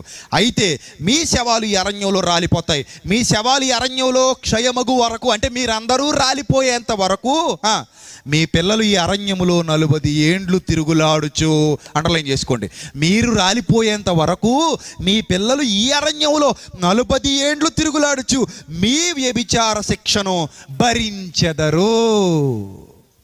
చూసారా? తండ్రుల దోషం ఎవరి మీదకి వచ్చింది? ఇప్పుడు కుమారుల మీదకి వచ్చింది. ఇది ఆ మాటలోని పరమార్థం. అంతేగాని నువ్వు పాపం చేస్తే నీ కొడుకు నరకానికి వెళ్ళిపోతాడు, నీ మనవడు నరకానికి వెళ్ళిపోతాడు, ఏదో శాపం మా కుటుంబాన్ని వెంటాడుతుంది అందుకే మేము ఎలాగైపోయాం కాదు. నువ్వు ఇలాగైపోయంటే కారణం మీ నాన్న చెడ్డోడై ఉండొచ్చు, మీ అమ్మ చెడ్డదై ఉండొచ్చు. వాళ్ళు చేసిన తప్పు కార్యాల వల్ల పిల్లలు ఇలాంటి పరిస్థితిని ఎదుర్కొంటూ ఉండొచ్చు. అదే బాధ్యత కలిగిన నాన్న, బాధ్యత కలిగిన అమ్మ అయితే వాళ్ళు తినకపోయినా సరే పిల్లల్ని మాత్రం మంచిగా పెంచుకుంటారు. వాళ్ళ ప్రాణాలు ఒడ్డైనా సరే పిల్లల్ని కాపాడుకుంటారు. అది యథార్థవంతులైన తల్లిదండ్రుల లక్షణం. దొంగ తల్లిదండ్రులు కూడా ఉన్నారు సమాజంలో, వాళ్ళు ఏం కాపాడుకోరు. అలాగా వాళ్ళకంత రెస్పాన్సిబిలిటీ ఎక్కడిది? వాళ్ళకంత రెస్పాన్సిబిలిటీ లేదు. చూడండి, వీళ్ళు చేసిన తప్పులకి ఎన్ని సంవత్సరాలట? మీ శవములు ఈ అరణ్యములో క్షయమగు వరకు, 33వ వచనం, మీ శవములు ఈ అరణ్యములో క్షయమగు వరకు మీ పిల్లలు ఈ అరణ్యంలో 40 ఏండ్లు తిరుగులాడుచు మీ వ్యభిచార శిక్షను భరించెదరు. మీరు ఆ దేశమును సంచరించి చూచిన 40 దినముల లెక్క ప్రకారము ఎన్ని దినాలు సంచరించి చూసారట వాళ్ళు? 40 రోజులు తిరిగారు. 40 రోజులు కదా మీరు తిరిగి చూశారు. తిరిగి చూసి వచ్చి లేని వార్తలు పుట్టించారు కదా దౌర్భాగ్యులారా. నా శక్తిని కించపరిచి మాట్లాడారు కదా మీరు. ఇన్నాళ్ళ నా కష్టాన్ని తృణీకరించారు, నా శక్తిని మీరు నమ్మలేదు, నన్ను మీరు పట్టించుకోలేదు. రోజుకి 1 చొప్పున 40 దినాలకి 40 సంవత్సరాలు వేసుకోండి అన్నాడు. అంతే. రోజుకి 1 చొప్పున 40 దినాలకి ఎన్ని సంవత్సరాలు? 40 సంవత్సరాలు. దినమునకు 1 సంవత్సరం చొప్పున 40 సంవత్సరములు మీ దోష శిక్షను భరించి నేను మిమ్మును రోసివేసినట్టు తెలుసుకొందురు. ఇది యెహోవాను నేను చెప్పిన మాట. నాకు విరోధముగా కూడిన చెడ్డదగు ఈ సర్వ సమాజమునకు నిశ్చయముగా దీని చేసేదను. ఈ అరణ్యములో వారు క్షీణించిపోవుదురు, ఎక్కడనే చనిపోవుదురు. అంటే తండ్రుల దోషం ఇప్పుడు ఎవరి మీదకి వచ్చింది? కుమారుల మీదకి వచ్చింది. ఇంకా ఎవరి మీదకి వచ్చింది? మనవల మీదకి వచ్చింది. ఎన్ని తరాలు వచ్చింది? 40 ఏళ్ళు అంటే ఎన్ని తరాలు? వాళ్ళు చచ్చేంత వరకు 3 తరాల వరకు ఈ బాధను వాళ్ళు అనుభవిస్తున్నారు. లేకపోతే తండ్రి తప్పు చేశాడు కాబట్టి కొడుకు ఎక్కడ తిరుగుతున్నాడు? అరణ్యంలో తిరుగుతున్నాడు. 9 గంటల్లో వెళ్ళిపోయే ప్రయాణం ప్రియులారా 40 సంవత్సరాలు పట్టింది. కారులో అయితే ఎన్ని గంటలో తెలుసా? ఈజిప్ట్ నుంచి ఇజ్రాయెల్కి, పాలస్తీనాకి 9 గంటల 25 నిమిషాలు. గూగుల్లో సెర్చ్ చేసుకోండి. 9 గంటల 25 నిమిషాలు వెళ్ళిపోతాం ఐగుప్తు నుంచి ఎక్కడికి? పాలస్తీనాకి. అలాంటిది ఎన్ని సంవత్సరాలు తిరిగారు? 40 సంవత్సరాలు. అసలు ఎలా తిప్పాడు తెలుసా అండి? నెబో పర్వతం మీదకి నేను వెళ్ళినప్పుడు ఆశ్చర్యపోయాను. అసలు ఎక్కడి నుంచి వచ్చారు ఇశ్రాయేలీయులు? ఆ మైదాన ప్రాంతాలు చూస్తుంటే ఇప్పటికే ఆ మైదానాలనే ఉన్నాయి. ఆ నెబో పర్వతం మీద నుండి చూస్తుంటే మృత సముద్రానికి పక్క భాగంలో ఎక్కడో దూరంగా పాలస్తీనా కనబడతా ఉంటుంది. ఆ కొండ మీద నుంచే ఒక్కసారి ఆ కనాను ప్రాంతాలను చూశాడు. అక్కడే ఎక్కడో చచ్చిపోయాడు. ఆ సమాధి కూడా అక్కడే ఎక్కడో ఉండుంటుంది. ఎక్కడుందో మనకు కూడా తెలియదు. మోషే సమాధి. అలా చుట్టూ తిప్పి తీసుకొచ్చాడు. ఆ మైదాన ప్రాంతం అంతా, అరణ్య ప్రాంతం అంతా తిరుగుతూ వచ్చారు. అసలు 9 గంటల్లో అయిపోవలసిన ప్రయాణం 40 ఏళ్ల పాటు ఎందుకు కొనసాగింది? దోషం, దేవుని మాటకు భిన్నంగా ప్రవర్తించటం. మరి దానికి సఫర్ అయింది ఎవరు? పిల్లలు. గుర్తుపెట్టుకోండి, మనం చేసిన తప్పుల వల్ల మన పిల్లలు కూడా ఏమవుతారు? సఫర్ అవుతారు. నరకానికి పోరు. గుర్తుపెట్టుకో, నరకానికి పోరు, కానీ ఏమవుతారు? సఫర్ అవుతారు. మీరు చేసిన తప్పులకి మీ పిల్లలు సఫర్ అవుతారు. నీకు బాధ్యత లేకపోతే నీ పిల్లలు అడుక్కు తింటారు. గుర్తుపెట్టుకో, నువ్వు ఒక దౌర్భాగ్యకరమైన దుస్థితిలో దుర్వ్యాపారాలకు వెళ్ళావనుకో, నీ పిల్లలు ఇబ్బందులు ఎదుర్కొంటారు. రాయ్, మీ నాన్న ఒక స్మగ్లర్, నువ్వే ఇబ్బంది పడతావు. మీ నాన్న ఒక మోసగాడు, నువ్వు నీ పిల్లలు బాధ అనుభవిస్తారు. రే మీ నాన్నే మాకు అప్పులు ఎగ్గొట్టాడు, నీకు ఒక్క రూపాయి కూడా మేము ఇవ్వం, ఊరందరికీ ఐపీ పెట్టినాడు మీ బాబు, నీకు ఎలాగిస్తాం డబ్బులు అంటే తండ్రి చేసిన తప్పుకి ఎవరు బాధ అనుభవిస్తున్నారు? పిల్లలు.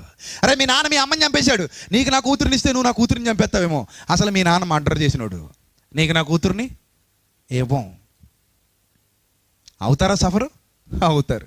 మీ నాన్న బ్యాంకులో రుణాలు ఎగ్గొట్టాడు, నీకు అసలు ఇవ్వం. మీ అమ్మ వ్యభిచారం కేసులో పట్టుబడింది, అసలు నువ్వు కూడా వ్యభిచారివే అంటారు కూతుర్ని, ఎంత నీతిమంతురాలైనా సరే. తల్లి తప్పు చేస్తే మళ్ళీ ఏమంటారు తెలుసా? తల్లి చేళ్ళు మేస్తే తోడ గట్టును మేస్తుంది ఏంటండి అంటారు. కూతురు ఎంత నీతిమంతురాలైనా సరే తల్లి తప్పు చేస్తే కూతురుని కూడా ఏమంటారు? వ్యభిచారనే అంటారు. అదండి ఈ సమాజం యొక్క పరిస్థితి. మీరు ఆలోచించండి, మనం ఏదైనా తప్పు చేస్తుంటే దాని ప్రభావం మన కుటుంబం మీద కూడా పడుతుంది, మర్చిపోకండి. ఏదో ఈరోజు ఉన్నాయి కదా అని ఏరపాప వ్యవహారాలు వేసావనుకో, ఆ తర్వాత 4 రూపాయలు కూడా మిగలవు. కనేసి పిల్లల్ని ఇష్టం వచ్చినట్టు ఇంట్లో వదిలేసి నువ్వు వెళ్ళి ఇష్టం వచ్చినట్టు లోకంలో బతికేస్తే నువ్వు తెచ్చుకున్న శాపాలకి ఎవరు సఫర్ అవుతారు? నీ పిల్లలు సఫర్ అవుతారు. నువ్వు చేసిన పనికిమాల పనులకి నీ భార్య కిందకి హెచ్ఐవి రావాలి, నీ బిడ్డ కిందకి హెచ్ఐవి రావాలి. ఇక్కడ కొంతమంది అనాథ పిల్లలు వచ్చారు, మీ అందరికీ తెలుసు. పాపం తీసుకురాలేదు వీళ్ళు. వాళ్ళ అమ్మ వాళ్ళ నాన్నని చంపేసి జైలుకి వెళ్ళిపోయింది కదా. వాళ్ళ అమ్మ వాళ్ళ నాన్నని చంపేసి జైలుకి వెళ్ళిపోయింది. అక్కడ ఉన్నారు అక్క వాళ్ళు, పిల్లలు ఇక్కడే ఉన్నారు పాపం, అమాయకులు చాలామంది వచ్చారు అనాథ పిల్లలు. వాళ్ళ అమ్మ దాని నాన్నని చంపేసి జైలుకి వెళ్ళిపోతే ఈ పిల్ల అనాథ శరణాలయానికి వచ్చింది. ఆ మాత్రానికి కనడం ఎందుకు, జైలుకి వెళ్ళిపోవడం ఎందుకు, ఈ పాపను అనాథ శరణాలయంలో వదిలేయడం ఎందుకు? అంటే ఈ పాపకు తెలుసా అండి నేను అనాథ శరణాలయంలో పెరగబోతున్నానని? తెలుసా పాపకి అనాథ శరణాలయంలో పెరుగుతాను, నేను అనాథల మధ్య పెరుగుతాను. ఇక్కడున్న ఇంచుమించు చాలామంది పిల్లలు వచ్చారు, అనాథ పిల్లలు, వీళ్ళందరికీ తెలుసా మేము అనాథలం అయిపోతున్నాము అని? మా అమ్మా నాన్నలు చేసిన తప్పులకి మేము అనాథలం అయిపోతున్నాం వీళ్ళకి తెలుసా? తెలియదండి. వాళ్ళ దోషం, వాళ్ళ పాపం ఈ పిల్లల మీద ఆ ప్రభావాన్ని చూపిస్తుంది. ఒక బస్సు డ్రైవర్ కళ్ళు మూసుకుపోయి వేగంగా వెళ్ళి చెట్టును కొట్టేసాడు అనుకోండి, డ్రైవర్ ఒక్కడికేనండి దెబ్బలు తగులుతాయి? మీరు చెప్పండి, డ్రైవర్ ఒక్కడికే దెబ్బలు తగులుతాయా? లేదు. బస్సులో ఉన్న వాళ్ళు చాలామంది ప్రాణాలు కోల్పోతారు. కుటుంబాన్ని నడిపించే నాయకుడు కూడా అంతే. నువ్వు చేసిన తప్పులకి నీ కుటుంబం చాలా సఫర్ అవ్వాల్సి ఉంటుంది. అదే ఇశ్రాయేలీయులకు దేవుడు నేర్పించాడు. అరే మీరు తప్పు చేశారు, మీరు తప్పు చేసినందుకు దినమునకు ఒక్క ఇంటి చొప్పున 40 దినాలకి 40 సంవత్సరాల పాటు మీరు చచ్చేంత వరకు మీ పిల్లలు వెళ్ళరు. అంతే, మీరు చావాలి, మీ పిల్లలు వెళ్ళాలి. ఒక్కడు మిగిలిన మొత్తం అందరూ ఆగిపోతారు, మొత్తం చావాల్సిందే. 20 ఏళ్లకు పైబడి లెక్క మొదలైపోయింది. ఒక్కొక్కడు అరణ్యంలో మీ శవాలన్నీ రాలిపోయేంత వరకు మొత్తం పిల్లలందరూ సఫర్ అవుతూనే ఉంటారు. మొత్తం పిల్లలు సఫర్ అవ్వాల్సిందే, మీరందరూ రాలిపోవాల్సిందే. అర్థమవుతుందా? మీరు రాలిపోతే తప్ప పరమ కనానుకు మీ ఆ పాలస్తీనాకు మీ పిల్లలు ఎవరు వెళ్ళరన్నమాట. ఎంత దారుణమైన పరిస్థితి చూడండి ప్రియులరా. తండ్రులు ద్రాక్షలు తింటే పిల్లల పళ్ళు పులియవండి. అంటే తండ్రులు ద్రాక్షలు తింటే పిల్లల పళ్ళు పులుస్తాయి అన్న మాట వాళ్ళు అర్థం చేసుకున్న విధానం తప్పు. అసలు దేవుడు ఏం చెబుతున్నాడో చూద్దాం ప్రియులరా. దేవుడు ఏం చెబుతున్నాడో చూద్దాం, ముగించుకుందాం. విలాపవాక్యాలు 5వ అధ్యాయము, విలాపవాక్యాలు 5వ అధ్యాయము 5 నుంచి చూద్దాం. 5 మొదటి నుంచి చూద్దాం. యెహోవా మాకు కలిగిన శ్రమ జ్ఞాపకము చేసుకొనుము, దృష్టించి మా మీదికి వచ్చిన నింద ఎట్టిదో చూడుము. మా స్వాస్థ్యము పరదేశుల వశమాయెను. మా స్వాస్థ్యం ఏమైపోయింది? పరదేశుల వశమాయెను. మా ఇండ్లు అన్యుల స్వాధీనమాయెను. మేము దిక్కులేని వారము, తండ్రి లేని వారము. మా తల్లులు విధవరాండ్రైరి, ద్రవ్యమిచ్చి నీళ్లు తాగితిమి. క్రయమునకు కట్టెలు కూడా డబ్బులు ఇచ్చి కొనుక్కుని తెచ్చుకున్నారట. ఈ రోజుల్లో లెక్క వేరండి. ఆ రోజుల్లో అన్నీ ఫ్రీ కదా. ఇప్పుడంటే కొనుక్కోవాలంటే తప్పదు. ఇప్పుడు సిచ్యువేషన్ ఆలోచించకండి. ఇదేంటండి నీళ్ళు కొనుక్కోవాలి కదా అనకండి మీరు. మనకి 40-50 ఏళ్ల కిందట నీళ్ళు కొనుక్కున్నామండి మనం. మున్సిపాలిటీ బిల్లు ఉందా? వాటర్ బిల్లు ఉందా? లేదండి. కట్టెలు ఎప్పుడైనా కొనుక్కున్నామండి మనం? నా చిన్నతనంలో అసలు కట్టెలు కొనుక్కోవడం అంటే ఏంటో కూడా మాకు తెలీదు. మా చెట్లే నరుక్కోవడం, తెచ్చుకోవడం, వాటితోనే వంట చేయడం. గ్యాస్ సిలిండర్ లేని రోజుల్లో చూడండి, కట్టెలు కొనుక్కున్న మమ్మును తరుమువారు మా మెడల మీదకి ఎక్కేశారు. మేము అలసట చెందేం. విశ్రాంతి అనేది మాకు లేదు ప్రభువా. పొట్టకూటికై ఐగుప్తీయులకు అశ్షూరీయులకు లోబడిపోయాం. చెరలో వాళ్ళ పరిస్థితి ఇంత భయంకరంగా ఉందండి. పొట్టకూటి కోసం ఐగుప్తీయులకు అష్షూరీయులకు లోబడి బతుకుతున్నాం. ఇంత ఇబ్బందికరమైన పరిస్థితి మీకు ఎందుకు వచ్చింది తెలుసా? మా తండ్రులు పాపము చేసి గతించిపోయిరి, మేము వారి దోష శిక్షను అనుభవించుచున్నాం. మీకు బెస్ట్ ఎగ్జాంపుల్ చెప్పనా? బ్రిటిషోడు వచ్చి మనల్ని ఇనప పాదాలతో తొక్కేసాడంటే కారణం ఎవరు తెలుసా? మన బాబులు, మన తాతలు. కాదని ఎవడండి అనగలడు? ఏదో బ్రిటిషోడు గురించి ఏదో ఇష్టం వచ్చినట్టు వాగేసి ఆడు తెల్లోడు, తెల్ల కుక్క, గాడిద గుడ్డు అని చెప్తారు కదా. అసలు ఆ తెల్ల కుక్కకి సహాయం చేసింది ఎవరో తెలుసా? నల్ల కుక్కలు. ఈ నల్ల కుక్కలు లేకపోతే ఆ తెల్ల కుక్క ఎక్కడి నుంచి వస్తాడు అసలు? అని ఓ తెల్ల కుక్క, కష్టజీవుల ముష్టి మెతుకులు తిని బతికి నీకు శిస్తెందుకు కట్టాలిరా? ఆహా, మరి ఆ తెల్ల కుక్కకు చోటిచ్చిన నల్ల కుక్క ఏమయ్యాడు? అమ్ముడు పోయారు మన భారతీయులు బ్రిటిషోడికి. అమ్ముడు పోయి ఇక్కడికి రప్పించి మనల్ని సంవత్సరాల తరబడి వాడు ఏలటానికి. ఇంకా వాడే బెటరు, చాలా మేలు చేసి వెళ్ళాడు ఇండియాకి. చాలా మేలు చేసి వెళ్ళాడు. ఒక రకంగా మన సంపద దోచుకుపోయినా మన నల్లోడి కంటే ఆ తెల్లోడే బెటరు. ఎప్పటికే నల్లోళ్ళు బొక్కుతూనే ఉన్నారు పందికొక్కుల్లాగా. ఆ నల్లోడి కంటే తెల్లోడే రైట్ కదా. అసలు ఆ తెల్లోడికి అవకాశం ఎక్కడి నుంచి వచ్చింది? నల్లోడు ఇచ్చాడు కాబట్టి. మనోళ్ళే అల్లూరి సీతారామరాజుని చంపేశారట. అసలు అల్లూరి సీతారామరాజుని చంపేయడానికి బ్రిటిష్ వాడికి అంత బ్రెయిన్ లేదు. మనోడు ఇన్ఫర్మేషన్ ఇస్తేనే వచ్చి వేసేసాడు. వెన్నుపోటు. మన భారతదేశం అభివృద్ధి పదంలో ముందుకెందుకు వెళ్ళలేకపోతుందంటే ప్రతి వెన్నుపూస వెనక ఒక వెన్నుపోటుదారుడు ఉంటాడు కాబట్టి. అర్థమైందా? అందుకే అభివృద్ధి పదంలో ముందుకెళ్ళలేకపోతుంది. వెన్నుపోటు. ఇక్కడ వీళ్ళు అదే చెబుతున్నారు. మేము సంవత్సరాల తరబడి స్వతంత్రం కోసం పోరాడామంటే కారణం తప్పు మాది కాదు, మా బాబులు గడ్డి తిన్నారు, మేమేం చేస్తున్నాం? వారి దోష శిక్షను భరిస్తున్నాం. కరెక్ట్గా కనెక్ట్ అవుద్ది ఈ మాటకి. చూడండి ఏం చెబుతున్నారు వాళ్ళు. పొట్టకూటికి ఐగుప్తీయుల్ని అష్షూరీయులకి లోబడిపోయాం. పొట్టకూటికి ఐగుప్తీయులకు అష్షూరీయులకు లోబడిపోయాం. మా తండ్రులు పాపము చేసి గతించిపోయిరి. మా తండ్రులు పాపము చేసి చచ్చిపోయారు. వాళ్ళు చచ్చిపోయి శవాలు బాగానే పడుకున్నారు. వీళ్ళు సమాధుల్లోకి పోయారు. చచ్చి సమాధుల్లోకి పోయారు. వారి దోష శిక్ష మేము అనుభవిస్తున్నాం. దాసులేమో మాకు ప్రభువులు అయ్యారు. ఏడుస్తున్నారు. దాసులు ఏమయ్యారట? వీళ్ళకి ప్రభువులు అయ్యారటండి. వాళ్ళ తండ్రులు చేసిన దోషానికి మేము బాధ అనుభవిస్తున్నాం. అదండి తండ్రుల దోషం కుమారుల మీదకి రప్పిస్తానన్న మాటలోని అంతరార్థం అది. తండ్రుల దోషం కుమారుల మీదకి వస్తుంది, జాగ్రత్త. దాని అంతరార్థం అది. 1000 తరముల వరకు కృప చూపిస్తానంటే అర్థం ఏంటో తెలుసా? నువ్వు నిజంగా నీతిగా బ్రతుకుతుంటే, నీ కుమారుడు దాన్ని అనుసరిస్తుంటే ఖచ్చితంగా మీ సింహాసనం మీద ఒకడు ఉండక మానడు. ఇది నా వాగ్దానం, దేవుని వాగ్దానం. ఈ వాగ్దానాన్ని రద్దుపరచగలిగే అంతటి శక్తి ఈ ప్రపంచంలో ఎవ్వడికి లేదు. ఎవ్వడికి. ఒక్కసారి దేవుడు వాగ్దానం చేశాడా, ఆ వాగ్దానాన్ని రద్దుపరచగలిగే శక్తి ప్రపంచంలో ఎవ్వడికి లేదు. అది ఖచ్చితంగా నెరవేరి తీరుతుంది. ఆయన కృప, ఆ కృపలో నేనుంటే, నా కుటుంబం ఉంటే, నా కుటుంబ సభ్యులు అందరూ ఉంటే, నా వంశం అంతా ఉంటే అది వర్ధిల్లుతూ ఉంటుంది. వర్ధిల్లుతూ వర్ధిల్లుతూ వర్ధిల్లుతూ ఉంటుంది. ఆయనకు లోబడితే. ఆయనకు లోబడకపోతే ఎక్కడ చెక్ పెడతావో అక్కడి నుంచి మరలా కొలాప్స్ అయిపోవటం ప్రారంభిస్తుంది. అంటే ఎవడు తప్పు చేస్తే వాడి వల్ల వాడి వెనకొన్నోళ్ళు ఏమవుతారు? సఫర్ అవుతారు. ఇప్పుడు చూడండి ప్రియులారా, ఫైనల్గా ఏం చెప్తున్నాడు? యెహెజ్కేలు గ్రంథం 33వ అధ్యాయము. యెహెజ్కేలు గ్రంథం 33వ అధ్యాయము 10 నుంచి చూద్దాం. యెహెజ్కేలు గ్రంథం 33:10. నరపుత్రుడా, ఇశ్రాయేలీయులకు ఈ మాట ప్రకటింపుము. మా పాప దోషములు మా మీద పడి ఉన్నవి, వాటి వలన మేము క్షీణించుచున్నాము. మన మెట్లు బ్రతుకుతామని మీరు చెప్పుకొను మాట నిజమే కాగా వారితో ఇట్లనుము, నా జీవము తోడు దుర్మార్గుడు మరణము నొందుట వలన నాకు సంతోషం లేదు. ఒక దుర్మార్గుడు చచ్చిపోతే నాకు ఆనందమా? ఒక పాపి చచ్చిపోతే నాకు ఆనందమా? లేదు. దుర్మార్గుడు తన దుర్మార్గత నుండి మరలి బ్రతుకుట వలన నాకు సంతోషం.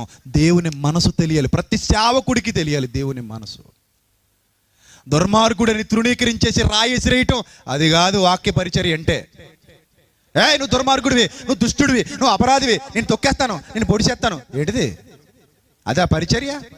అదా సేవ? దేవుని సేవలో నువ్వు ఒక్కడివి. అంటే దేవుని మనసు తెలుసుకుని నువ్వేం చేయాలి? సేవ చేయాలి. నీకు నచ్చినట్టు చేయకూడదు సేవ. దేవుని మనసు తెలుసుకుని చేయాలి సేవ. దేవుని మనసు ఏంటి చూడండి. కాబట్టి ఇశ్రాయేలీయులారా మనసు తిప్పుకోండి. ఇశ్రాయేలీయులారా మనసు తిప్పుకోండి. మీ దుర్మార్గత నుండి మరలి మనసు తిప్పుకోండి. మీరెందుకు మరణం నొందాలి? అసలు క్వశ్చన్ చేశాడు. మీరెందుకు మరణం నొందుదురు? ఇదే ప్రభువు యెహోవా వాక్కు. మరియు నరపుత్రుడా, నీవు నీ జనులకు ఈ మాట తెలియజేయము. నీతిమంతుడు 12వ వచనం చాలా జాగ్రత్తగా అండర్లైన్ చేసుకోండి. అందరూ ఏమనుంది అక్కడ? నీతిమంతుడు పాపము చేసిన దినమున. చాలామంది పాపం చేస్తూ దేవుడు పని చేయొచ్చు. మా పాపాలు మీకెందుకు? చందమామని చూడు, మచ్చలు చూడకు, సెట్ అవ్వు. చందమామని చూడు, మచ్చలు చూడకంటే కుదరదు. నా పాపాలు నీకెందుకంటే కుదరదు. నువ్వు పాపివైనా నేను పాపినైనా, నా పాపమైనా నీ పాపమైనా సరిదిద్దుకుని సేవలో ముందుకెళ్ళాలి. దిద్దుకోను, ఇలాగే గుద్దుకుంటూ ఉంటాను, నువ్వు మాత్రం నాకు ముద్దులు ఇస్తూ ఉండు, నువ్వు హద్దు మీరిపోకు అని పప్పు శుద్ధ మాటలు చెప్పకూడదు. అర్థమైందా? ఏమని చెప్తున్నాడు చూడండి జాగ్రత్తగా. ఈ ఒక్క రెఫరెన్స్ చాలు, జీవితం అంతా గుర్తుపెట్టుకోండి.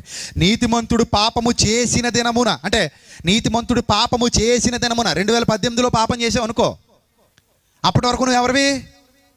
నీతిమంతుడివి. 100 నీతి కార్యాలు చేసావు, 101ది మాత్రం ఏం చేసావు? పాపం చేసావు. చేస్తే అది వరకు అతడు అనుసరించిన నీతి అతని విడిపించదు. గుర్తుపెట్టుకోవాలి. నేను 100 నీతి కార్యాలు చేశానండి, 101 తప్పు ఒకటి చేశాను, ఆ రోజే చచ్చాను. ఇప్పుడు నా 100 ఎక్కువ 1 ఎక్కువ చెప్పండి? 100 ఎక్కువ 1 ఎక్కువ అండి? 100 ఎక్కువ కదండి, నీ బొంద ఆ 1 ఎక్కువ. దేవుడి దృష్టిలో చెప్పాలి. నువ్వు 100 నీతి కార్యాలు చేసినా ఈ ఒక్క పాపమే హైలైట్ అవుతుంది అంటున్నాడు. మారలేదు కదా నువ్వు? మారలేదు ప్రభువా. నువ్వు చచ్చే సమయానికి మార్పు చెందావా?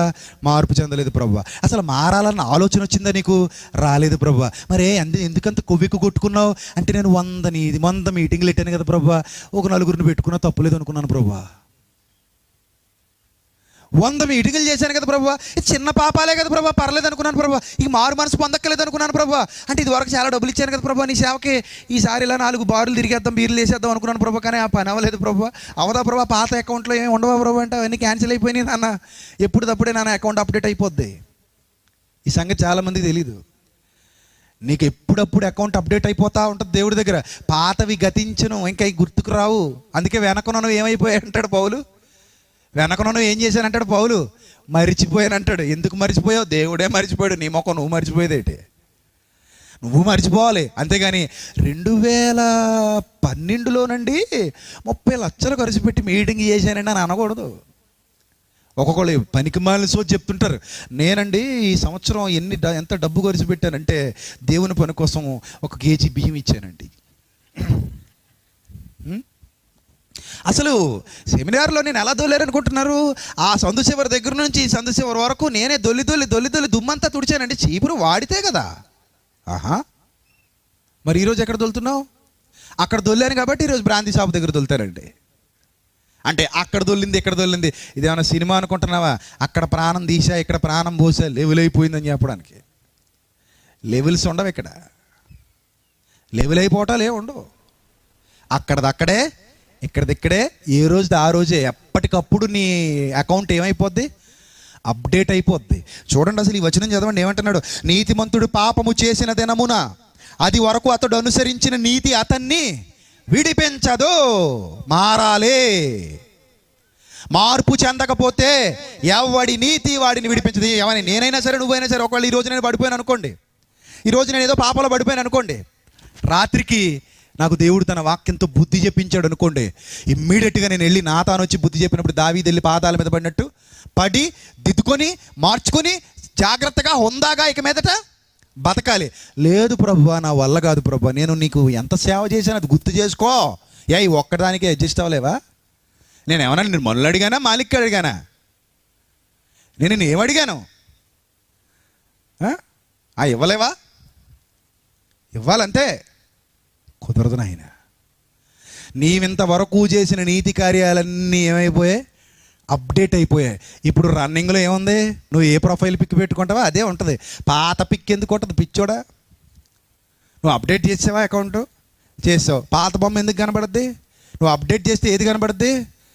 నువ్వు ఏదైతే పెట్టావో అదే కనబడుద్ది. చూడండి ఏమంటున్నాడు, దుష్టుడు చెడుతనము విడిచి మనస్సు తిప్పుకొనిన దినమున తాను చేసి ఉన్న చెడుతనమును బట్టి వాడు పడిపోడు. ఇది ఇంకా బాగుంది కదండి.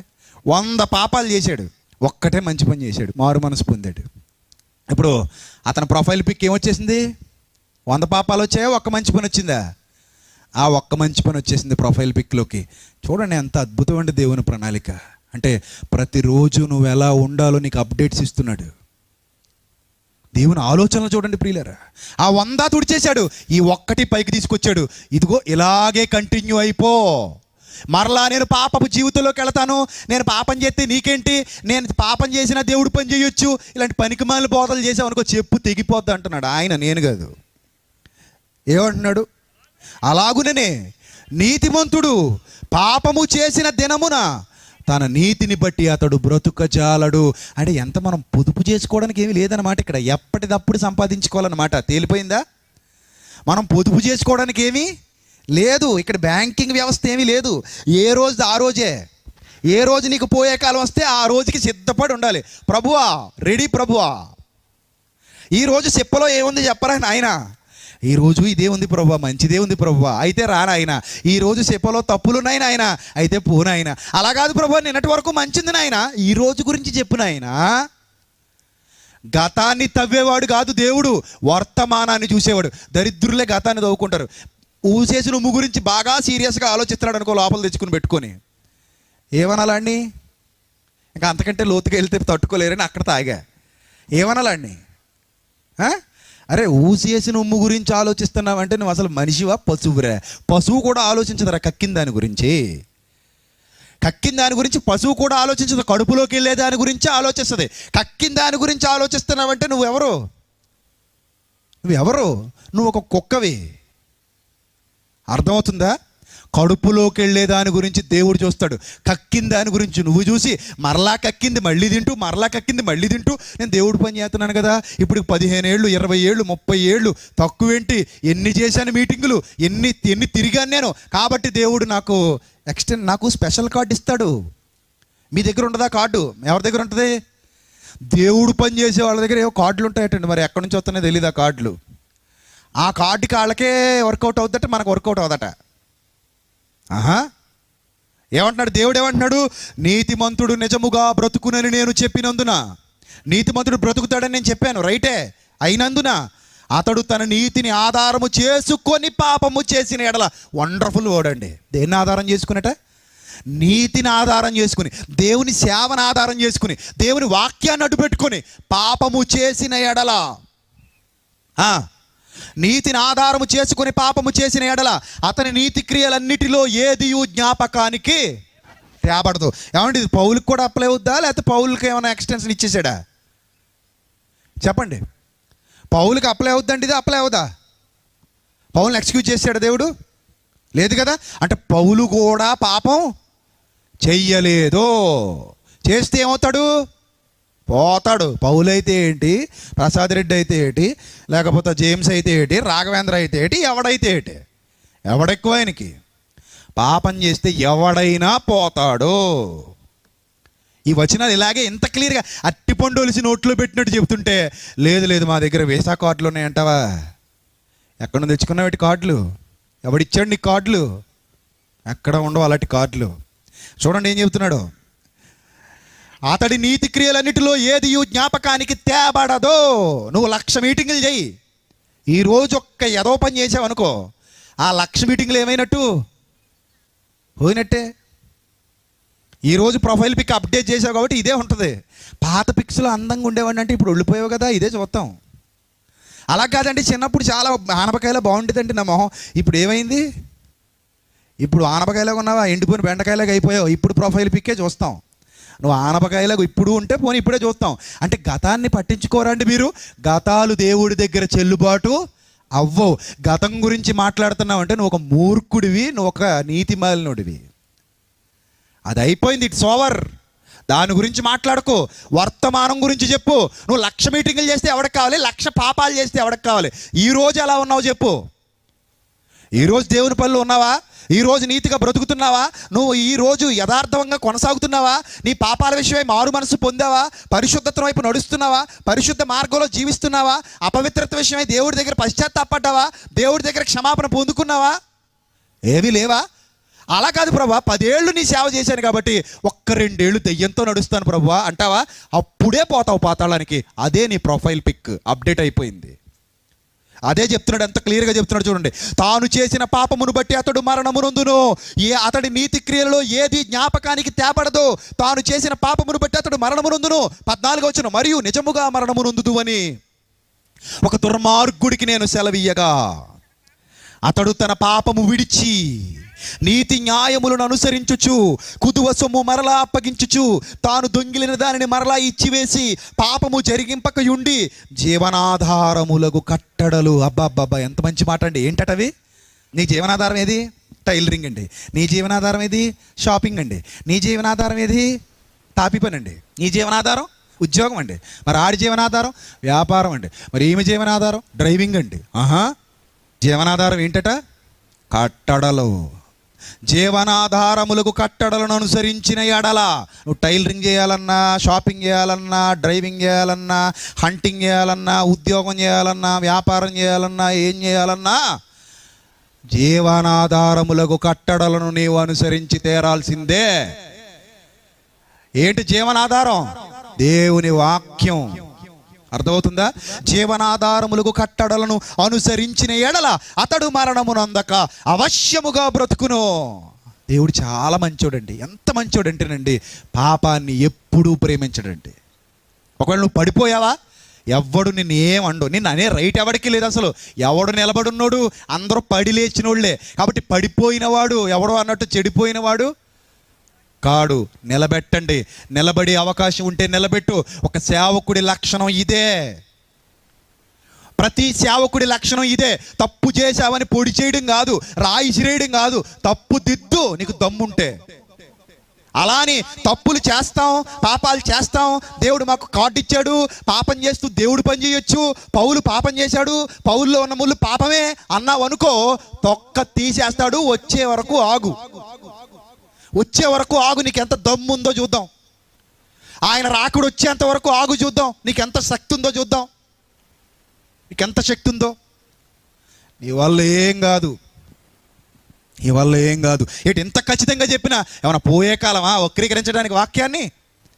ఇంత ఖచ్చితంగా చెబుతున్నాడు కదా, ఇంతకంటే ఖచ్చితత్వం ఏం కావాలి? నువ్వు తప్పు చేస్తే దిద్దుకో. తప్పును కప్పెట్టుకోవడానికి వాక్యాన్ని వక్రీకరించకు, తప్పది.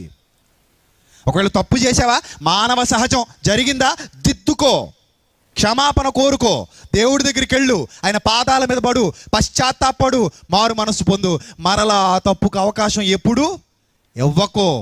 ఇది వాక్యం చెబుతుంది. నేను ఈ రోజు చూస్తానంటున్నాడు, గతాన్ని చూస్తానని దేవుడు చెప్పట్లేదు. అందుకే పౌలు వెనుకున్నవి మరిచిపోయాడు. నువ్వు మాత్రం వెనుకున్నవి గుర్తుపెట్టుకుని ముందంతా దరిద్రం వేసుకుని వెళ్తున్నావు. వెనకేవో 2 నీతి కార్యాలు ఉన్నాయట, ముందంతా దరిద్రమేనా? నేను ఎప్పుడో ఇలా చేశానండి, నేను ఎప్పుడో ఆ మీటింగ్కి తొల్లేశానండి, నేను ఎప్పుడో ఈ సభకు తొల్లేశానండి. మరి ఇప్పుడేం చేస్తున్నావు? చచ్చిపోయావా? అప్పుడు ఈ లెక్కలోకి రావు. ఇప్పుడుదే లెక్క, ఈ రోజుదే లెక్క. నేను ఎప్పుడో డబ్బులు ఇచ్చానండి, మరి ఇప్పుడేం చేస్తున్నావు? నేను ఎప్పుడో వాక్యం చెప్పానండి, ఇప్పుడేం చేస్తున్నావు? నేను ఎప్పుడో ప్రార్థన చేశానండి, ఇప్పుడేం చేస్తున్నావు చెప్పు. ఇప్పుడు ఏం చేస్తున్నావు? అప్పటిది లెక్కలోనికి రాదు, అప్డేట్ అవ్వాలి. నువ్వు అప్డేట్ అయ్యావో లేదో ఒక్కసారి నీ సిస్టమ్ నువ్వే చెక్ చేసుకో. పక్కోడి సిస్టమ్ గురించి నువ్వు ఆలోచించక, ఎందుకంటే అందులో ఉన్న సంగతి నీకు తెలీదు. ముందు నీ సిస్టమ్ ఏదో నువ్వు చూసుకొని చావు. పక్కోడి సిస్టమ్ అప్డేట్ అయిందో అవ్వలేదో నీకెలా తెలుస్తుంది? ముందు నీ సిస్టమ్ అప్డేట్ అయిందో లేదో చూసుకో. నీకేదైనా వైరస్ వచ్చేసిందేమో చెక్ చేసుకుని యాంటీ వైరస్ అనే వాక్యాన్ని వేసుకో. లేకపోతే నీ ప్రాణానికి నువ్వే ఉత్తరవాదివి. అదే చెబుతున్నాడు చూడండి. అతడు చేసిన పాపములలో 16వ వచనం, అతడు చేసిన పాపములలో ఏదియు అతని విషయమై జ్ఞాపకానికి తేబడదు. అద్భుతమైన దేవుడు అండి మనం కలిగి ఉన్న దేవుడు. వండర్ఫుల్ గాడ్, అద్భుతమైన దేవుడు, అమోఘమైన దేవుడు అండి ఆయన. నీ పరిశుద్ధతను ఎంతగా కాంక్షిస్తున్నాడో ఒక్కసారి ఆలోచించు. నీ పవిత్రత కోసం ఎంతగా ఆలోచిస్తున్నాడో ఒక్కసారి ఆలోచించు. ఆ తర్వాత మాట చూడు, అతడు నీతి న్యాయములను అనుసరించెను గనుక నిశ్చయముగా అతడు బ్రతుకును. ఒక వ్యక్తిని పాపి పాపి పాపి అనే రైట్ నీకెక్కడిది? ఏమైనా పరిశుద్ధుడివా? ఆడు మారితే ఏం చేస్తావు? కింద పడి చేస్తావా? అసలు ఆడు పాపం చేశాడో లేదో నువ్వు చూసావా? కాబట్టి ఎప్పుడు నీకు నువ్వు చెక్ చేసుకో. Check yourself. ఈరోజు నువ్వు ఎలా ఉన్నావు అది ఆలోచించు. అదే చెప్తున్నాడు, అతడు చేసిన పాపములలో ఏదియు అతని విషయమై జ్ఞాపకమునకు తేబడదు. అతడు నీతి న్యాయములను అనుసరించెను కనుక నిశ్చయముగా అతడు బ్రతుకును. అయినను నీ జనులు యెహోవా మార్గం న్యాయం కాదనుకుంటున్నారట. ఎంత దుర్మార్గులండి ఈ సమాజంలోని మనుషులు. ఆయన మార్గం న్యాయం కాకపోతే ఎవడి మార్గం న్యాయం అయిందండి? ఏ రోజు కూలి ఆ రోజు ఇస్తానంటున్నాడు. ఈ రోజు పరిస్థితే చూస్తానంటున్నాడు. గతాన్ని చూడను అంటున్నాడు. ఆ గతంలో నువ్వు మంచోడు అయినా చెడ్డోడు అయినా నేను చూడను. ఈ రోజు నువ్వు మంచోడువా కాదు అదే చూస్తాను. గతంలో నువ్వు పరిశుద్ధుడు అపరిశుద్ధుడువా నేను చూడను. ఈ రోజు నువ్వు పరిశుద్ధుడువా కాదు అదే నేను చూస్తాను. అందుకే క్రీస్తునందున్న వారికి ఏ శిక్షా విధి లేదు. క్రీస్తు యేసునందున్నవారంటే ప్రతిదినము ఆయన యందు ఉండాలి అనే అర్థాన్ని సూచిస్తుంది. సంవత్సరం క్రీస్తులో ఉండమని కాదు, 10 ఏళ్ళు క్రీస్తులో ఉండమని కాదు, 20 ఏళ్ళు క్రీస్తులో ఉండి తొలగిపోయి లోకంలో కలిసిపోమని కాదు. Still still still still present. ఇప్పుడు ఎలా ఉన్నావు చెప్పు? 10 ఏళ్ల కిందట నీ సోదొద్దు, 5 ఏళ్ల కిందట నీ సోదొద్దు. ఇప్పుడు ప్రజెంట్ ఎలా ఉన్నావు చెప్పు? ఇప్పుడు నువ్వు దేవుని కోసం ఏం చేస్తున్నావు చెప్పు? ఇప్పుడు నువ్వు దేవుని కోసం ఎలా బ్రతుకుతున్నావు చెప్పు? ఫైనల్గా నేను మాట్లాడకమంటావా? ఈ రాత్రి నీ ప్రాణం పోతే నీకేం ప్రతిఫలం రాబోతుందో చెప్పు. ఈ రాత్రి నువ్వు చచ్చిపోతే నువ్వు ఎక్కడికి వెళ్తున్నావు చెప్పు? నీ లక్ష్యం ఏంటి? నీ గమ్యం ఏంటి? ఈ రాత్రి నీ ప్రాణం పోతే అది చెప్పు. నువ్వు ఈరోజు ఎలా ఉన్నావో అది ముఖ్యం. గతం గురించి దేవుడు అస్సలు ఆలోచించట్లేదు. అదే చెప్తున్నాడు, అయినను నీ జనులు యెహోవా మార్గము న్యాయము కాదని అనుకుందరు. అయితే వారి ప్రవర్తనయే కదా న్యాయమైనది. నీతిమంతుడు తన నీతిని విడిచి పాపము చేసిన ఎడల ఆ పాపమును బట్టి అతడు మరణము నొందును. మరియు దుర్మార్గుడు తన దుర్మార్గతను విడిచి నీతి న్యాయములను అనుసరించిన ఎడల వాటిని బట్టి అతడు బ్రతుకును. యెహోవా మార్గము న్యాయము కాదని మీరు అనుకునిచున్నారే. ఇశ్రాయేలీయులారా, మీలో ఎవని ప్రవర్తనను బట్టి వానికి శిక్ష విధించదనో అన్నాడు. తండ్రులు ద్రాక్షలు తింటే పిల్లల పళ్ళు పులియో. కానీ నువ్వు తప్పు చేస్తే ఆ దోషాన్ని నీ అవుతారు భరించాల్సి వస్తుంది. గుర్తుపెట్టుకో. నువ్వు నీతిగా బ్రతుకు, నీ కుటుంబాన్ని కాపాడుకో, నువ్వు యథార్థంగా జీవించు, నీ పవిత్రతను కాపాడుకో, నీ పరిశుద్ధతను కాపాడుకో, నీతి మార్గాలలో నడువు. నీతి మార్గాలలో నడిచి పరలోకం అనే ఒక మహాలోకంలో తండ్రితో పాటు యుగయుగాలు సంతోషించే జీవితాన్ని సంపాదించుకో. ఈ రోజు ఎలాగున్నావో పరీక్షించుకో. నిన్న గురించి మాట్లాడకు, అస్సలొద్దు. నిన్న గురించి మాట్లాడకు. రేపు గురించి ఆలోచించకో. ఏనాటి కీడు ఆనాటికి చాలు. ఈరోజు ఏంటో చెప్పు. కవులు కాదు చెప్పింది, దేవుడు చెప్పాడు. కవులు కాదు, దేవుడు చెప్పాడు. గతించిపోయిన క్షణం తిరిగి రాదు, మళ్ళీ ముందుది మనకు కనబడదు. ఈరోజు ఏంటో అదే, ఈ క్షణం నువ్వేంటో అదే ఇంపార్టెంట్. సాయంత్రానికి నేను ఉంటానో పోతానో ఎవడకు తెలుసు? నువ్వు ఉంటా అసలు భూమి ఉంటుందో ఉండదో ఎవడకు తెలుసు? సాయంత్రం గురించి చెప్పకో, రేపటి గురించి చెప్పకో. స్టిల్ ఇప్పుడు మాట్లాడు. కూర్చో మాట్లాడు. ఇప్పుడు గురించి మాట్లాడు. ఈ క్షణం గురించి మాట్లాడు. తర్వాత క్షణం వద్దు. నిన్నటి గురించి అసలు వద్దు, దరిద్రం అది. నిన్న గురించి వద్దు, రేపు గురించి ఆలోచించొద్దు, ఇప్పటి గురించి మాట్లాడు. ఎంత మాట్లాడతావో. వర్తమానమే దేవుడు కొలమానం. అర్థమవుతుందా? వర్తమానమే దేవుని కొలమానం. గతం కాదు, భవిష్యత్తు కాదు, వర్తమానమే దేవుని కొలమానం. నీ వర్తమానం ఎప్పుడూ ఆయనకు నచ్చేదిగా ఉండాలి. నీ వర్తమానం ఎప్పుడూ పరిశుద్ధంగా ఉండాలి. నీ వర్తమానం ఎప్పుడూ ఆయనకి ఇష్టమైనదిగా ఉండాలి. కాబట్టి పరీక్షించుకోండి. తండ్రులు ద్రాక్షలు తింటే పిల్లల పళ్ళు పులుస్తాయా పులవ్వా అనే మాటలో ఎంత లోతైన సత్యం దాగి ఉంది. దేవుడు మీ మనోనేత్రాలు వెలిగించి మిమ్మల్ని ఆయన సన్మార్గంలో, ఆయన సత్య మార్గంలో కడవరకు నడిపించునుగాక. ఆమెన్.